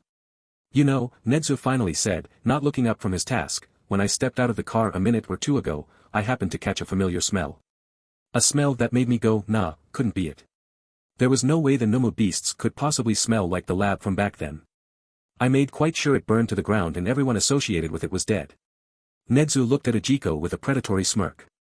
And yet here you are, Doctor. Nedzu hopped off the duffel bag and stepped closer to Ujiko. I remember you quite well, Doctor. I remember our positions back then, and can't help but laugh at how reversed they are now. Here, it is you who is pinned and helpless, and me who is upright and approaching with a rather invasive instrument. Nedzu looked to the side. You're no doubt going to beg for mercy. Beg for the miserable little life you possess. And yet, what was it you said when I begged for mercy? When you sneered and stuck a syringe into my back to pull out my spinal fluid? Ah yes, Nedzu looked back at Ujiko with eyes like black marbles, utterly devoid of empathy. Mercy does not extend to animals like you. 10:17 p.m. All for One groaned as he got back to his feet. Of all the things he expected the heroes to do tonight, winter apocalypse was not one of them. As such, he was caught by surprise when the entire area froze over. Under most circumstances, he would have argued that All Might hitting him while frozen was a cheap move and unbecoming of a hero. However, he figured the hero would need some form of reinforcement to feel better before he killed them. Though that girl did have an interesting ice quirk. Maybe he could take it before a sudden punch from All Might broke his train of thought. Quirks later, fight now. All for One grit his teeth and swung a massive arm at All Might. The hero simply sidestepped and punched again. All for One took the hit and skidded back. He gave a sneer. You're getting weaker, hero. Me getting weaker, All Might growled, doesn't mean you're getting any stronger. I don't need to get stronger to kill you, All Might. I just have to outlast you. Tink. Both men stopped. A wire just shot out from the warehouse and connected to All for One's helmet. Neither men moved, both of them caught in confusion, before they heard a roar as Izuku literally flew from the warehouse and delivered a prosthetic punch right to the villain's face. The punch actually knocked the villain back almost as much as All Might's prior punch. Izuku detached his tether and quickly planted a dagger into All for One's shoulder before leaping away. All for One growled as he yanked out the dagger, letting his regeneration quirks heal the wound. Came back to the fight, did you? The villain growled. Here I thought Shigaraki would have held you down. Yeah, Izuku glared, kinda hard for him to hold me down when I had some friends and his own arm tried to eat him. Wait, what? Oh, you learned that little secret, the symbol of evil smirked. Was a small experiment, but it worked as intended. I'll make him a better arm next time. Not gonna be a next time, Izuku drew his arm blade. You're going down tonight, villain. All for One laughed a bit before stopping and turning to Izuku. Wait, why aren't you stuttering? He asked. This question appeared to catch Izuku by surprise, as his eyes widened and he held his mouth. After a few seconds he gave a nervous chuckle. Well, that's fixed, I guess. Izuku muttered. Looking back at All for One, Izuku grit his teeth. Anyway, we won't let you win, you monster. Bold words I have heard so many times, the villain shrugged. Every one of All Might's predecessors said the same thing, including Nana. Speaking of whom, I do wonder what she would say about you too. I'm sure she would be grossly unhappy with what you did to her grandson, young man. Grandson? All Might growled. Yes, All for One sneered. Shigaraki Tamura, or rather Shimura Tenko. The grandson of you Shimura? Izuku interjected. Shimura Nana. You're familiar with that name? All for One asked. Izuku just stared for a moment before laughing. Not just laughing, but outright roaring. The green kid was almost doubled over from laughing so hard. Oh man, Izuku sniffled as he wiped his eyes. After how this night's gone, I really needed that laugh. Laugh? The villain growled. I just revealed a terrible secret, young man. Terrible is right, Izuku composed himself, because that was a blatant lie. Shigaraki was not the grandson of Shimura Nana. And how would you know? All for One asked, confused enough that he missed the was Izuku said. Izuku smirked and gave his answer. Back inside the warehouse, Kakushu was watching the exchange from a distance with the ex-villains. With the Numu handled, and the rest of the league indisposed, there wasn't much for them to do except stay out of the way. During which time, Dabi and the others enlightened Kakushu on just who All Might and Izuku were fighting. So, he's some really old supervillain, the rotund student asked. He's the really old supervillain, Dabi replied. And he looks like a potato, Toga added. He's been doing stuff for a really long time, too, Mustard pointed out. Pretty sure he was responsible for the explosion at the Kyoto docks that killed around a dozen heroes half a century ago. Half a century, Kakushu rubbed his chin. Guys, I have an idea. A crazy one that might just help them. What are you thinking, Fatso? Toga asked. My grandpa was a vigilante who was active 50 years ago. He fought some douchey villain a lot back then, and even came up with a way to really aggravate the guy.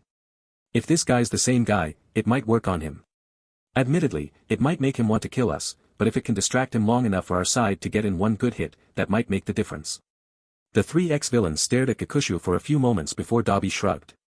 Why the hell not? At the same time, Mei was aiming her rifle at All for One. She only had the one shot left, and she would make sure it was a good shot. Tempted to shoot him in the dick, she muttered to herself, but I'm not entirely sure he has one. Lining up her last shot, she fired her rifle. Now all she could do was watch. All Might and All for One just stared at Izuku in absolute shock. He said something short and simple, something that almost sounded unrelated to the current subject. But both men caught the meaning behind it, and neither one could really handle it. No, All for One shook his head. That's impossible. It should have been impossible, but it was clear the student was telling the truth.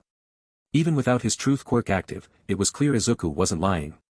Suddenly his knee blew apart, hit by Mei's final railgun shot. Now he was getting HEY, whiting tidy face. What? All for one roared. He had not heard that insult in many decades, and had been certain it was erased from history. Suddenly hearing it at this point, from multiple voices, with his emotions running high and mad, he couldn't help but turn towards the voices. In doing so, he left himself open to a sudden frontal attack from All Might. His fist sent the villain staggering back, but All Might also staggered from the impact. He didn't have much time left, assuming he'd even have any embers of one for all after this. Izuku tried to help him up as they both saw a glowing blur slam into All for One and send him flying away. Mere moments later, said blur leaped back, grabbed Izuku and All Might, and jumped away from the falling villain. As said entity skidded back towards the car everyone else was hiding behind, Izuku and All Might got a good look at what grabbed them. Izuku gave a wide smile.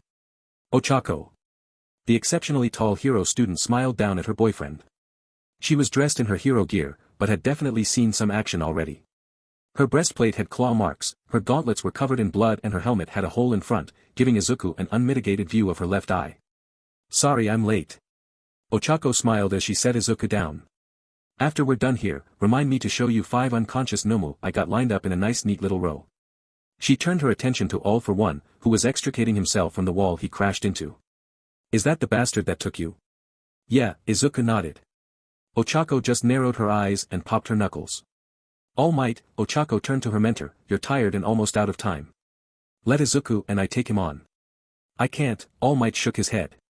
Your students, I should dash. All Might tried to take a step, but fell forward on his wounded leg. Sir Night Eye was immediately there to help him up. You've done plenty, Sensei, Ochako declared. We've got it from here. Before the hero could object further, Izuku and Ochako began walking back across the devastated zone towards All for One, who stood with a newly healed leg and permeated an aura of absolute evil. Are you with me, Izuku? She confidently asked. Until the end, Izuku nodded up at her, and every step beyond. She smiled down at him, he smiled up at her. They were in this together. Both glared at the villain, with Izuku raising his arm while Ochako activated her nebula shroud. And then they charged. Both students rushed at the villain, with Izuku's agility overcoming Ochako's long strides. All for One roared and stretched his right arm out at the pair, intent on crushing them both. Izuku ducked his head and raised his arm blade, letting the monster before him apply the pressure needed for his blade to bisect the limb. Then Izuku twisted his arm a bit to slice through the side of All for One's arm, sending both sides askew.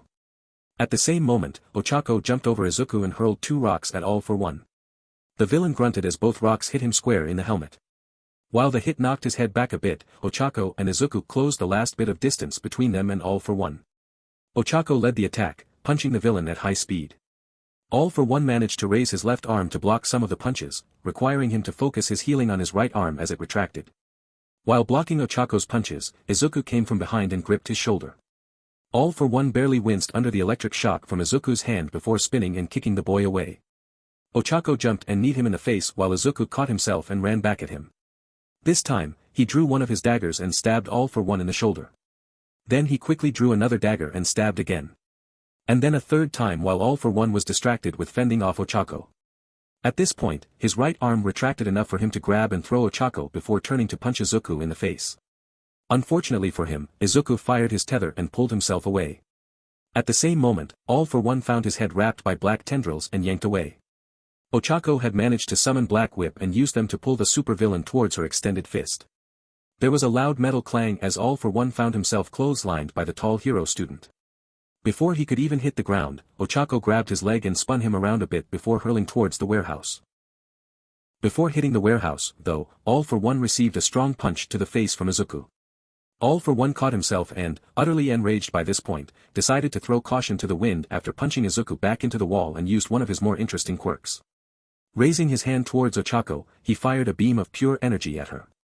Ochako almost didn't have time to dodge as the beam bisected the skyscraper behind her. Rather than try hitting her again, he turned and fired another beam at the prone Izuku. Izuku couldn't dodge in time, so he quickly whipped out his polymer shield. He watched in awe as the beam was diffused over the shield's surface. However, said shield was also bubbling from the heat behind the beam. Thankfully, the beam ended before the shield ruptured. Izuku didn't think he could do that again and quickly put the shield away before firing his tether at All for One's helmet. With his tether and Ochako's speed, both students struck the villain at the same time, making a loud noise as his helmet cracked open. The people watching the fight were in awe. Huddled behind the car, the UA students and pro heroes that were on their feet were speechless at the sight. While only All Might and Night Eye knew just what exactly those two students were fighting, everyone saw the villain that gave All Might a hard time being handled by two students. Even though All Might had fought him intensely for close to half an hour, that didn't change the fact this was a centuries-old villain responsible for so much death and chaos. And he was losing. He was losing to Ochako and Izuku. Even with all his quirks, all his power, those two kids were winning. All Might was shocked at the sight. How were they winning? How were they holding their own when he saw it? In that moment, One for All had granted All Might a vision of the past. A vision of when he fought All for One 6 years prior. How he had fought alone. Then there was a vision of Nana facing All for One, alone. A vision of her predecessor, fighting alone. Same with their predecessor. And the one before them. The vision ended as abruptly as it came, and All Might gasped. That was it. Each and every time a bearer of One for All faced the nightmare in a final confrontation, they had done so alone. Alone, so that their friends and family would be spared the devastation. But here, Ochako and Izuku were fighting together. Both of them, the students of heroes, were facing the nightmare with their combined might. Ochako, with the ultimate quirk. Izuku, with the might of the quirkless. That was how they were winning. That was how they would win. You can do it. All Might screamed, almost falling out of Night Eye's support. Bring him down, young Uraraka. Tear him apart. Night Eye shouted to Izuku. Smash him to pieces. Kiana yelled. Soon the others around the car joined in. Then those wounded heroes and civilians behind them gave their own cheers. Then everyone watching the fight play out on television gave their own cheers. You go, girl. Stab him in the balls, Greenie. Suplex his ass. Show him who's boss. Fuck him up. Every voice across Japan screamed their support. And even though Ochako and Izuku couldn't even hear half of them, they heard enough to keep going. Ochako screamed as she threw another superpowered punch at All for One, timing it so her punch would send the villain into Izuku's own strike. The green boy shouted as his blade went through All for One's shoulder before cutting through and almost removing his left arm. With everything that had happened these past few days, with how deranged All for One really was, Izuku felt no regrets at causing him such harm anymore. Only unbridled fury. All for One screamed at the pain and elbowed Izuku in the nose. He flew back, grunting in pain before lunging at All for One again. The villain again knocked him away before turning to punch Ochako into what remained of the wall he himself had been punched through earlier. Grab his leg. Looking down, he saw the upper half of the robot the flying Numu had ripped apart earlier. It was grabbing his leg with one hand and looking up at him. Literally adding insult to injury, the bisected robot gave him the finger before exploding, sending sharp pieces of metal into his body. The smoke didn't even clear before Izuku and Uraraka lunged back at him, delivering punishing blows. He was starting to get tired. He had so many endurance quirks, but the repeated beatings combined with his healing was wearing him down. He needed to finish this soon. And that green brat provided the perfect way. All for One delivered another strong punch to Uraraka's face and sent her flying past Izuku. Less than a moment later, he raised his other hand and fired a beam at Izuku. He knew the boy's shield had blocked the quirk last time, somehow, but this time he knew he would hit Izuku's arm directly, inundating it with Class C quirk emissions. He was a bit regretful that he didn't get to probe Izuku's mind again, but that was life. Meanwhile, Izuku's eyes widened as he saw the beam of energy coming for him. He didn't have time to dodge, and even if he did, the stunned and dazed Uraraka would have been hit. Guess it was time to spill the beans.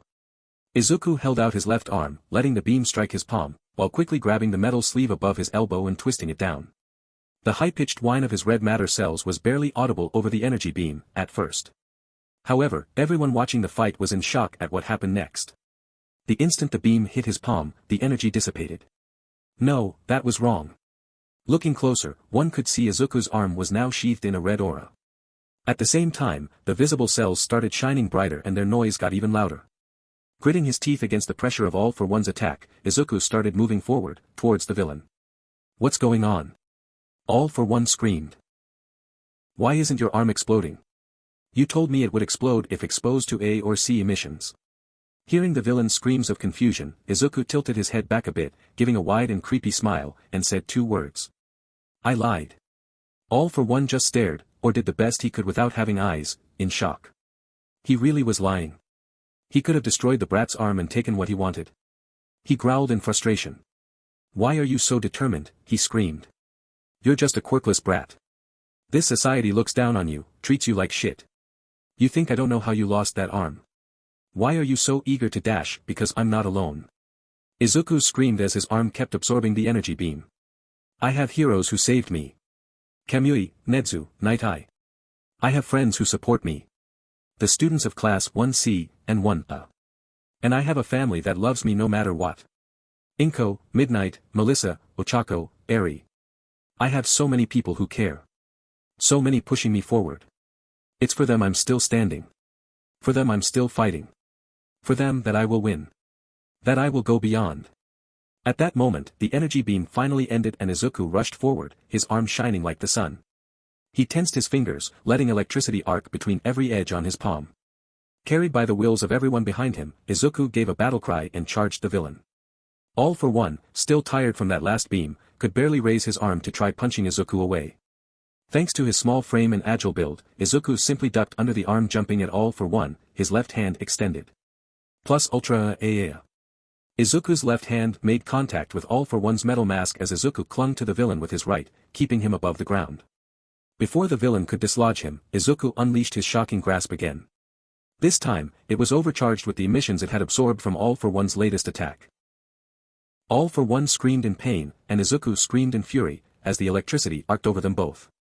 Neither of them noticed as the red matter cells on Izuku's arm flared bright before flickering. A few of them even cracked and ruptured a moment before All for One's respirator mask exploded. The pressure of the explosion sent Izuku flying back into that one wall everyone had been hitting all night. While Izuku fell into a sitting position, All for One stood in place. He had a lot of shock absorption quirks to counter an event like this, but Izuku had overcome those quirks multiple times over. He could not move an inch as a dark blue blur struck him. Ochako had recovered from that punch and slapped both her hands on his shoulders to propel herself above him. Suddenly All for One felt a heavy force pushing down on him. Ochako had increased his gravity. While he couldn't move, the villain's head had been frozen, tilted up just a bit, just enough to see Ochako. While in the air, she had closed both her hands into fists, prepared to slam them both down on All for One. Through the hold in her mask, her visible eye was filled with unforgiving rage. For a brief instant, All for One thought he saw literally every bearer of One for All above him, all aiming a single heavy attack in his direction. And for the first time, in a really long time, All for One felt fear. Ochako screamed as she came down, slamming both fists into All for One's destroyed mask. The force behind the blow, with the gravity weighing down on him, was more than the villain could take. He was smashed into the ground with similar force to a speeding semi-truck. The impact pushed up a massive dirt cloud, and sent a lot of debris flying. Everyone watched with bated breath as it slowly cleared. When it did, Ochako was standing. All for One was not. His breathing was ragged and pained, and he made no signs of getting up. No signs he was even conscious. Ochako took deep breaths, staring down at the defeated villain. He was the cause of so much pain and death, and now he was defeated. Taking one more breath, Ochako raised her arm and screamed. No words, just a scream of victory. Everyone else across Japan joined in, cheering and screaming at the nightmare's defeat. Once her scream ended, Ochako turned to Izuku, who was still sitting by the wall. She didn't pay any attention to her distant friends and classmates, who were all running at her, cheering and screaming. Ochako walked over to her boyfriend and plopped herself down next to him, tired from the night's exertions. She gave his shoulder a playful nudge. We did it, Izuku. We got him. Izuku. Finality and Miracle Chapter Summary. The immediate aftermath of the Kamino battle. Chapter notes. Howdy folks. Was originally gonna post this on Saturday, but since it's 3:30 a.m. and I'm not sleepy at all, you get it right now. XD. As the summary above states, this chapter is gonna be what goes on after the battle, and will serve as the season finale of Type 2 Hero. The FIC ain't over yet, but after this chapter it's gonna go on hiatus for a few months so I can focus on other stuff. It also comes with some mood music. https://youtube.be/mqsrdrdn4 has hit this link when Eri sees Izuku, okay? Should be timed right. See the end of the chapter for more notes. Midnight. It had been a little under 2 hours since the raid on the League of Villains headquarters, and the final defeat of the League. The entire combat area was still being cleaned up and processed. Ida and the students with him were quick to grab some other heroes and police, informing them of the beast they had wrestled with earlier. However, when they took the heroes to the grassy park where the beast had been contained, it was gone. The entire concrete chunk had disappeared. In its place was a note with a strange symbol on top and a single sentence beneath it. "We'll take it from here." All the surviving Nomu had been hauled away by police. The unconscious Compress, Twice and Kurojiri were taken into police custody. Dabi, Toga and Mustard were almost taken with them until they met with Sir Night Eye. The three had each given the hero a knife and made mention of how Izuku still wanted that trip to Disneyland. This appeared to be enough of an indication they were really on the hero's side. Shigaraki's body had been taken in by the proper authorities. The hero students all gasped at the sight, especially after hearing the three reformed villains give an explanation of how that fight went. Unfortunately, Shigaraki was not the only casualty of that battle. While Kamui Woods and Best Jeanist's quick thinking saved the heroes and officers, a handful of civilians did not survive all for one's area-clearing blast at the start of the fight. While everyone knew the death toll could have been much worse, they also all felt regret and failure at not saving those fallen. Both the bar and the warehouse were being scoured by law enforcement for any clues that could lead to other agents and resources for the League. The bar was quickly discerned to be the main living space for the League, while the warehouse appeared to hold everything else. A laboratory had been found, but it held almost nothing of value, as the computers had been scrubbed of all data. The few papers they found lying around held information that no one could really figure out. While the wounded heroes and students were being treated at the nearest hospital, there was one more battle going on. Principal Nedzu groaned and rubbed his head. He was sitting in front of a large screen, currently in a video call with the directors of the Japan branch of the Hero Public Safety Commission. Director Takanaka, a particularly fat man with hair that could best be described as buttery, was yelling at him. "There were students on the battlefield, you rat," the fat butter man shouted. "Students. A lot of them weren't even hero students. And they used their quirks without authorization. According to the law, those students must be arrested for vigilantism."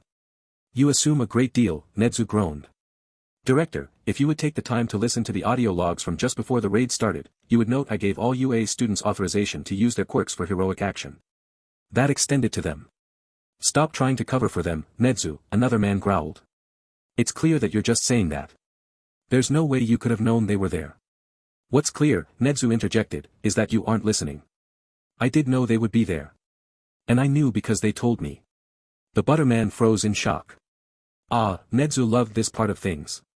He smirked as he continued, "You see, while I was talking to the Moriboshists to ask for their help, we noticed a fair few students were trying and failing to eavesdrop on our conversation through the window. Was a bit creepy, and reminded me of an old Junji Ito story. Anyway, after we beckoned them inside, they informed me of their plan. After that, I gave them earpieces and essentially gave them permission to help in the raid. So they were going to try even without your consent," a third director stated. "A fact that is a moot point, as I gave them authority before the raid started," Nedzu pointed out. It was clear the men were still angry, but Nedzu had a valid point, one that would undoubtedly hold up in court. Especially since, if the news footage was any indication, their presence greatly helped the heroes in that altercation. Another thing to be addressed, a different director spoke up. "That Moriboshi girl. She has a powerful quirk, and yet we didn't see her name among the hero course students. Even though she somehow ended up in general education at the start of the year, shouldn't she have been promoted after her excellence in the sports festival?" "She declined the offer," Nedzu calmly replied. "And the reason she's in Gen Ed is because that's what she applied for." She refused," Butterman stammered. "Someone with one of the most powerful and versatile quirks, and she turned down the chance to become a hero?" "Not everyone with such a quirk desires to be a hero," Nedzu smiled. "Then her family has apparently taught her wrong," Takanaka stated. "Perhaps the commission should step in and show her family just why she should be a hero." "Family," Nedzu muttered to himself. After a moment, Nedzu looked back up at Takanaka with his trademark smile. "Speaking of family, Takanaka, how's your daughter?" "Hiroi?" he asked with confusion. "She's fine. She's attending Tokyo U, and I'm not talking about Hiroi," Nedzu kept smiling. "I'm talking about Sunako. You know, the girl you have up in Hokkaido. The one Megumi doesn't know about." Takanana blanched at Nedzu's words.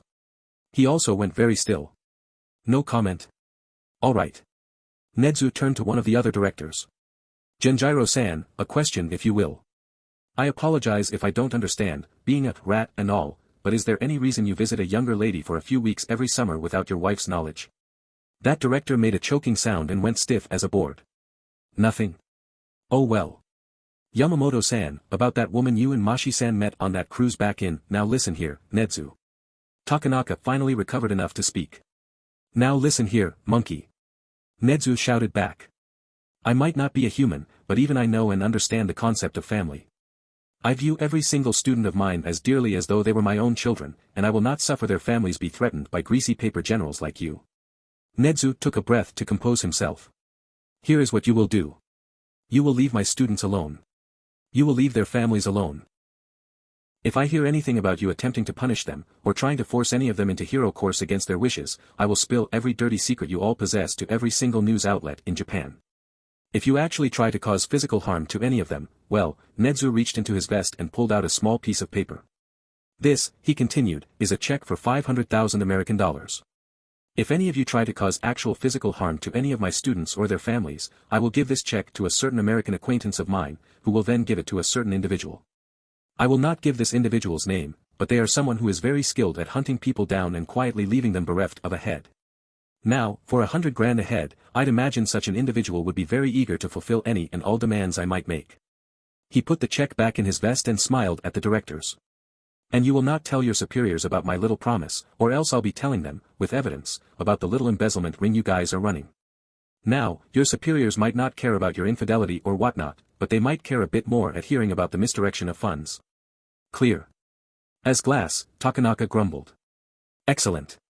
Nedzu clapped his hands together. Now, it's late, so I suggest we all get some sleep and try not to do anything stupid for a while. Good night. He clicked off the vid call and leaned back in his chair, sighing. He really hated those guys. With any luck, he'd be able to move things around and get them replaced within a year or two. He wanted to rest, but with how exciting the night had been, Nedzu knew it would be at least another hour before he even started feeling sleepy. Well, Nedzu shrugged as he looked down at the bloody duffel bag on the floor next to him. Now's as good a time as any, I guess. Inko yawned as she stepped into the room. She was in the hotel wing of the Kamino Heroes Hospital, a place for the relatives of hero patients to rest. Midnight had brought her and Eri to Kamino, but the doctors working on Izuku were taking too long and they needed to sleep. Namiri got a call from Nedzu earlier and needed to take it, so Inko went to the room before her. Looking over at one of the beds, Inko couldn't help but smile at the sight. Melissa and Ochako were both asleep, with Eri sleeping between them. Thankfully, they appeared to be resting peacefully. Mei was there as well, curled up on a chair and wrapped with a cloak of all things. She was deep asleep as well, which was a rarity far as Inko knew. Sadly, the girls in this room were the only ones who were allowed to stick around. The other students who had battled were all checked over by doctors and released. They wanted to stay, but there were too many. Inko and the others had promised they would be informed on Izuku's condition, and the other children grumbled as they filed out. Hopefully this morning would bear some good news. Suddenly her phone rang. She quickly grabbed it and answered before the ringing could wake up the girls. Hello. Inko yawned again. Inko. The stout mother froze, no longer sleepy. This voice. It was a voice she hadn't heard in around a year and a half. A voice that once belonged to a friend. Bakugo Mitsuki. Oh my god, the other woman sounded surprised with maybe some tears. Inko, I can't believe it, I answered because I was too tired to check the ID, Inko interrupted. You have one chance to tell me why I shouldn't just hang up right now and actually remember to block your number. Inko, Mitsuki gasped. Please, I just want to talk. Talk about what? Inko growled, working to keep her voice down. Talk about how it was impossible for your perfect little boy to be guilty of abusing and torturing my son for a decade. How it was a small mistake when your boy literally crippled mine just because he got angry. No. Mitsuki practically sobbed. Inko, I'm sorry. Inko froze again. Bakugo Mitsuki apologized. She never apologized. For as long as Inko had known the woman, she had never verbally apologized about anything. If she was wrong about something, she'd admit it, and maybe give the other person something nice, but she never said she was sorry. Not even when she swung her arm around and broke Masaru's nose when they were kids. What on earth happened to her? Inko, please, Mitsuki continued, I was wrong. I had never been told about anything Katsuki had done, and I fucked up, Inko. That day in the clinic, after you stormed out, Mitsuki took a few moments to breathe, and Inko let her. She remembered that sometimes Mitsuki had trouble finding words, so the green woman gave her ex-friend the time she needed to articulate. I just couldn't believe my son had done all that. I tried to teach him not to be that way, I had no idea that those lessons weren't sticking. And ever since that day, ever since Katsuki was taken to juvenile detention, I'd realized just how bad I fucked up. And then when Katsuki came back from UA, screaming about how it was Izuku's fault that he was rejected, I I felt like I was just as guilty as my son was. I wanted to talk to you, to try fixing things before it was too late, but, it already was, Inko finished for her. It already was, Mitsuki repeated. Inko, could we talk face to face sometime? I miss talking to you, I miss being with you. Even if it's for the last time for the rest of our lives, can we talk one last time? Inko took a few moments to think this over. This was the mother of the boy who destroyed Izuku's childhood. Part of her wanted to just say no and hang up, pretend she didn't exist. Just like Inko had done for the past year and a half. Just keep ignoring Mitsuki, who said sorry. Part of her wanted to blame Izuku for this, but honestly he had to have gotten his soft heart from somewhere. One chance, Inko stated. I'll give you one chance. 2 weeks, at the old cafe. We'll talk, and what you say will decide if I'm willing to try being friends again, or I walk away forever. Inko, Mitsuki sobbed again. She sniffled a bit. I understand. And you can start, Inko glared at the wall, by not calling me at midnight again.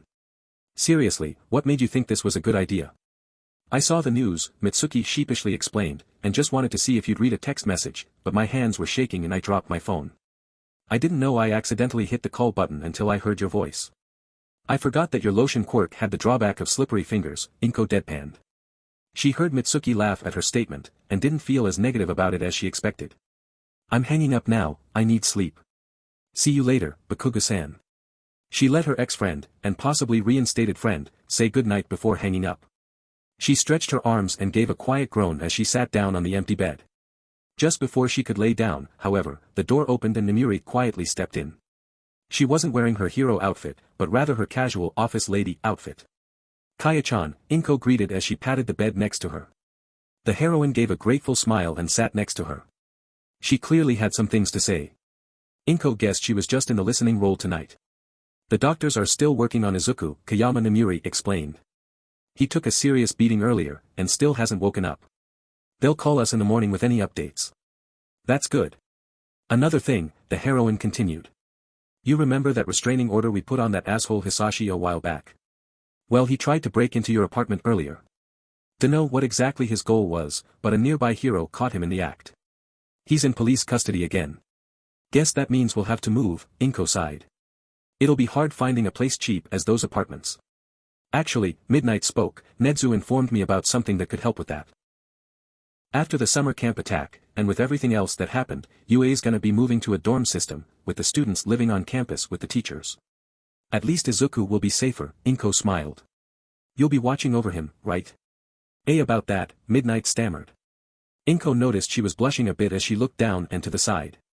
The teachers will have on-campus housing, and I was wondering if, without looking, she gently took Inko's hand. Would you like to move in, with me, Shirmu-chan? Inko looked down at her hand, then back up at the blushing and nervous heroine. There was no way Inko could misinterpret what Namiri was asking.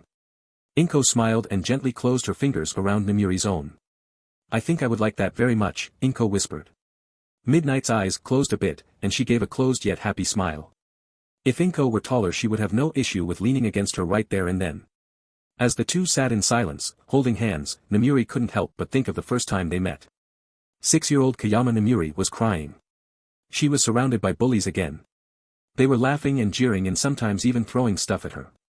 They had done this ever since her quirk came in, and it was terrible. Come on, Nimue, one of them teased. If you want us to stop, use your quirk. What good is your quirk anyways, another one laughed. It just lets you fart through your skin. You want to be a hero, the third one mocked. You should be a comedian. With fart jokes. Everyone laughed at this last one. They knew she hated fart jokes. She looked up in time to see one of her tormentors throw a soda can at her face. Before it hit, however, it froze in midair.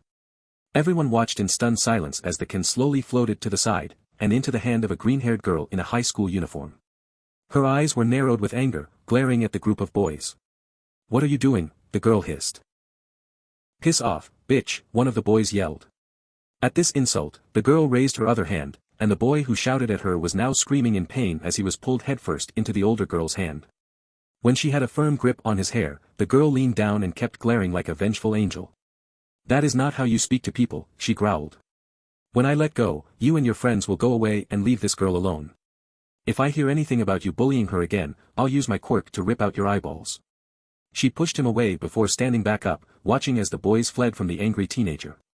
Namuri was kind of scared the girl would get angry at her too, but that fear dissipated when the girl looked down at her with the softest smile Namuri had ever seen. "Are you alright?" the teen asked with genuine concern, walking over and kneeling to eye level with Namuri. "Did they hurt you?" I am okay," Namuri sniffled and wiped her eyes. Thank you for saving me." "Wasn't a problem," the teen continued smiling. "Why were those kids teasing you?" "My quirk," Namuri replied. "It lets me make gas, but, I see," the girl rubbed her chin. "Well, you're still young and your quirk is still developing, so I bet it'll turn into something cool. I mean, I have a friend with a quirk that lets her make this lotion and I swear she hasn't aged a day since we entered high school." But, the little girl sniffled, "Do you think I could be a hero?" "Of course," the teenager smiled. "It's like that one hero, All Might, says. Anyone can be a hero. So I bet you can too if you work hard." The teen gently wiped Namuri's eyes. "What's your name, little lady?" "Keikayama Namuri." "Nice to meet you, Kayama-chan. I'm Shimura Inko." At the same time Midnight and Inko were sitting and holding hands, All Might was laying in his hospital bed. He had taken a severe beating that night, and would likely be bedridden for a few days. That's not what hurt him, though. In front of him was a laptop, and he was just staring at the screen. What it displayed made him feel so dejected he didn't even notice Gran Torino's presence until the tiny hero jumped onto the bed. "Cheer up, old man," Torino barked. "You won." "Well, technically that student of yours and her boyfriend did, but still. You should be smiling and celebrating. Why do you look like you just ate a dead dove?" Rather than immediately respond, All Might just pointed at the laptop screen. Gran Torino turned to look, getting even more confused. "A family chart?" the aged hero asked. "Midoriya Izuku, son of Midoriya Inko, formerly," his eyes widened. "Maiden name is Shimura Inko," All Might sighed.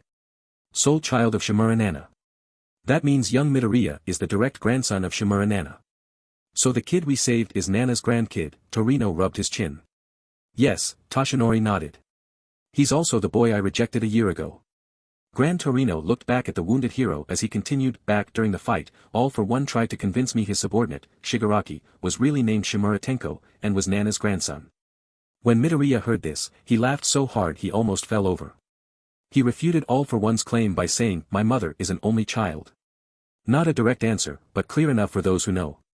Which means Izuku knew who his grandmother was, even if he didn't know she had one for all. That's a hell of a twist," Torino muttered before Yagi buried his face in his hands. "He's quirkless, like I used to be. His heart is full of the desire to help and save, like mine was. It almost feels like Nana herself came down and went, 'Hey, Toshi, here's your successor,' only for me to spit in her face just because Midoriya was quirkless. She looked past my quirklessness and chose me to be her successor. Why couldn't I have done the same with her grandson?"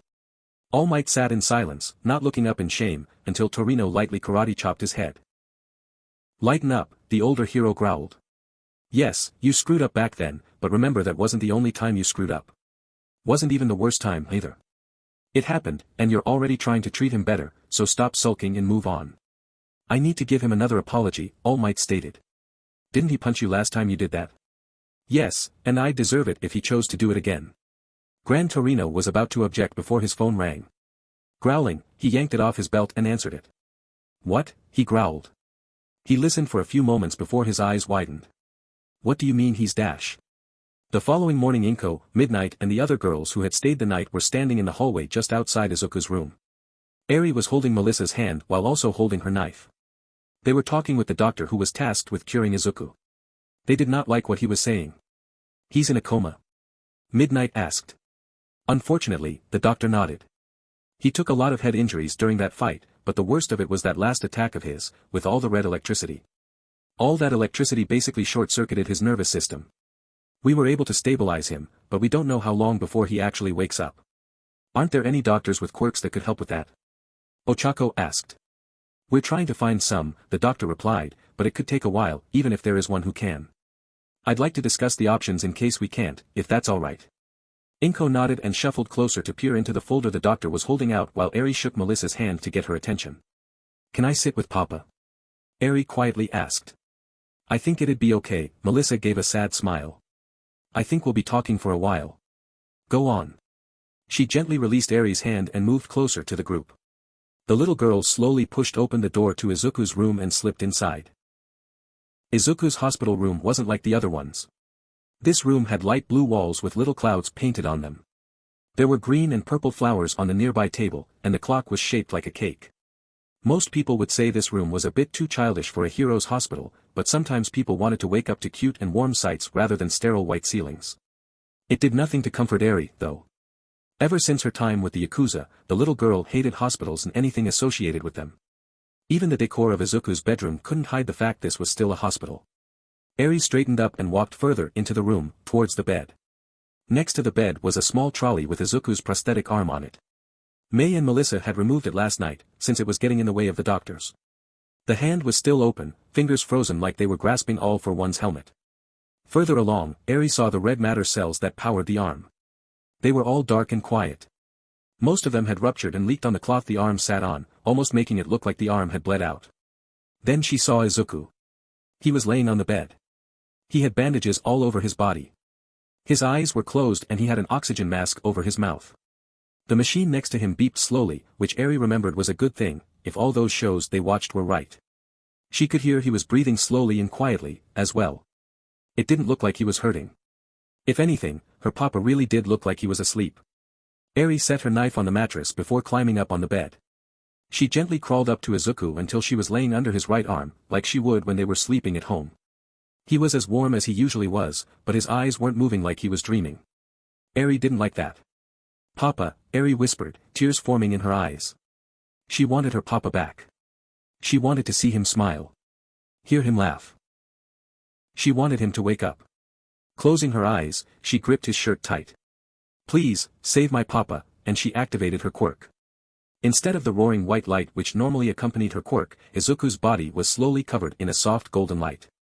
Within the overall glow were little flecks of brighter light that swirled over and through Izuku.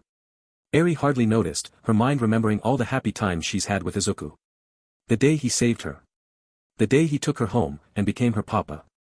When he let her meet his other friends, like the cool snake man. That one time he borrowed a bowl of apples from Lunch Rush.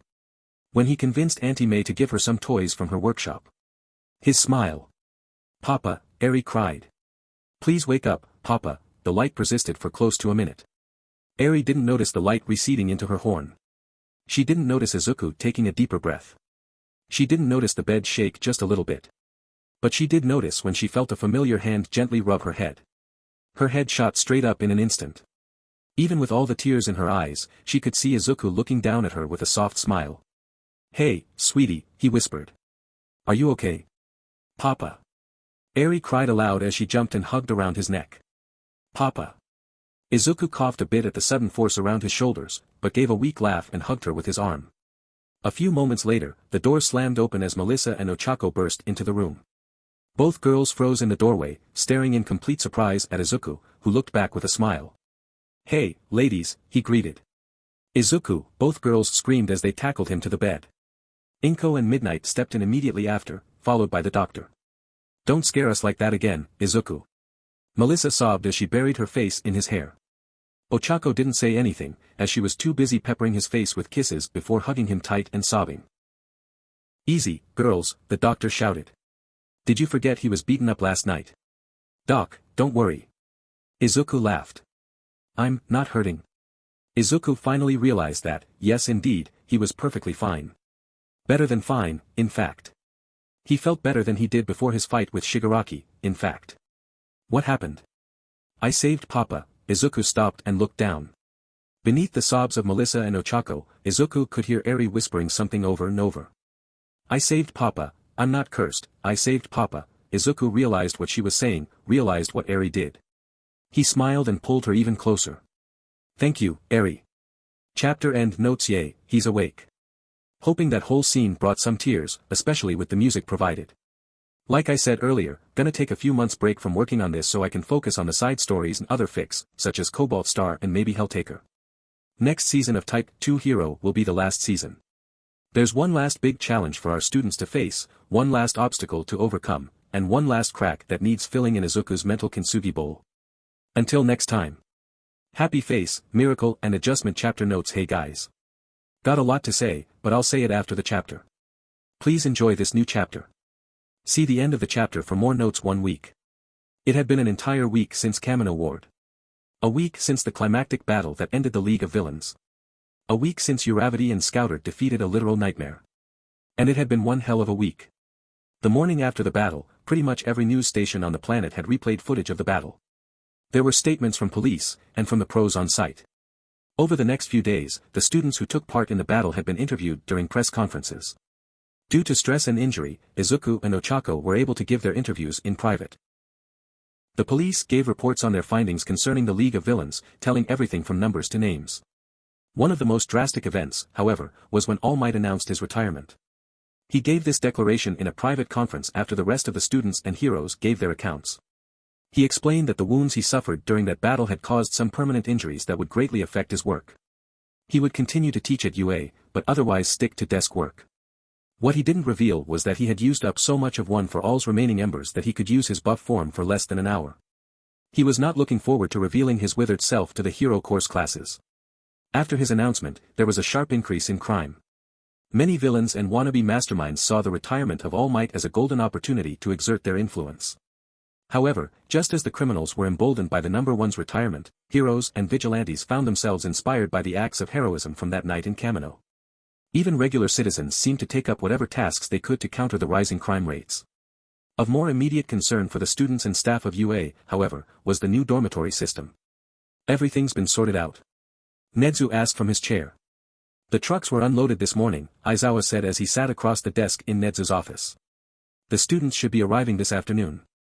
They can unpack their stuff after the rules are laid out. Excellent, the mammal clapped his paws. And you remember the exception with the Midoriyas and their growing family, right? Aizawa sighed and pinched his nose. Yes, I remember your blatant favoritism. Thunk. Aizawa froze at the noise, then slowly looked to his left. Embedded in the wall, mere millimeters from his ear, was one of Nedzu's throwing knives. The chimera was sitting on his desk like nothing happened. I would be a bit more careful with my wording if I were you, Nedzu said without looking up from his paperwork. You're still under investigation from all those logical ruses you've pulled over the past few years. Unless you want me to call Mandalay, that won't be necessary, Aizawa stammered. Is there anything else you need me to do before I head back to the 1A dorms? Yes, Nedzu replied as he pointed at a chair next to the door. Sitting on that chair was a bulky black duffel bag. It appeared to have dried blood on it. On your way to the 1A dorms, please take that bag and throw it into an incinerator. I also want you to hang around and make sure the bag and its contents are completely destroyed. Aizawa turned to the bag in confusion before looking back at the principal. May I ask what nope. I forbid you from even looking inside. Just understand that duffel bag holds stuff that needs to be destroyed. The teacher stared for a few moments. After being sure it was safe to move, he grabbed the bag and headed out the door. The principal hummed and went back to working on some paperwork before his phone rang. With a hum, he hit the button for the speaker phone. Principal Nedzu's office. It's me, Recovery Girl's voice called out. I know with everything that's happened since the camp attack we've all been distracted, but I got those x-rays you were asking for. Oh good. What were the results? I'm sorry, but not even I can tell how many thumbs your paws have. Izuku took a breath as he and Eri walked around UA. It felt like forever ago since the last time he was in school. Even now, a week since he was rescued, he was still having a bit of trouble coming to terms with things. Didn't help much that he had spent the entire week with only one arm. In fact, he still only had one arm, and it was being gripped by Eri. Mommy and Mama are already here, right? Eri asked. They got here not long after we did, Izuku smiled. We'll meet up with them after we talk with Auntie May. Excuse me. The sudden shout caught Izuku by surprise.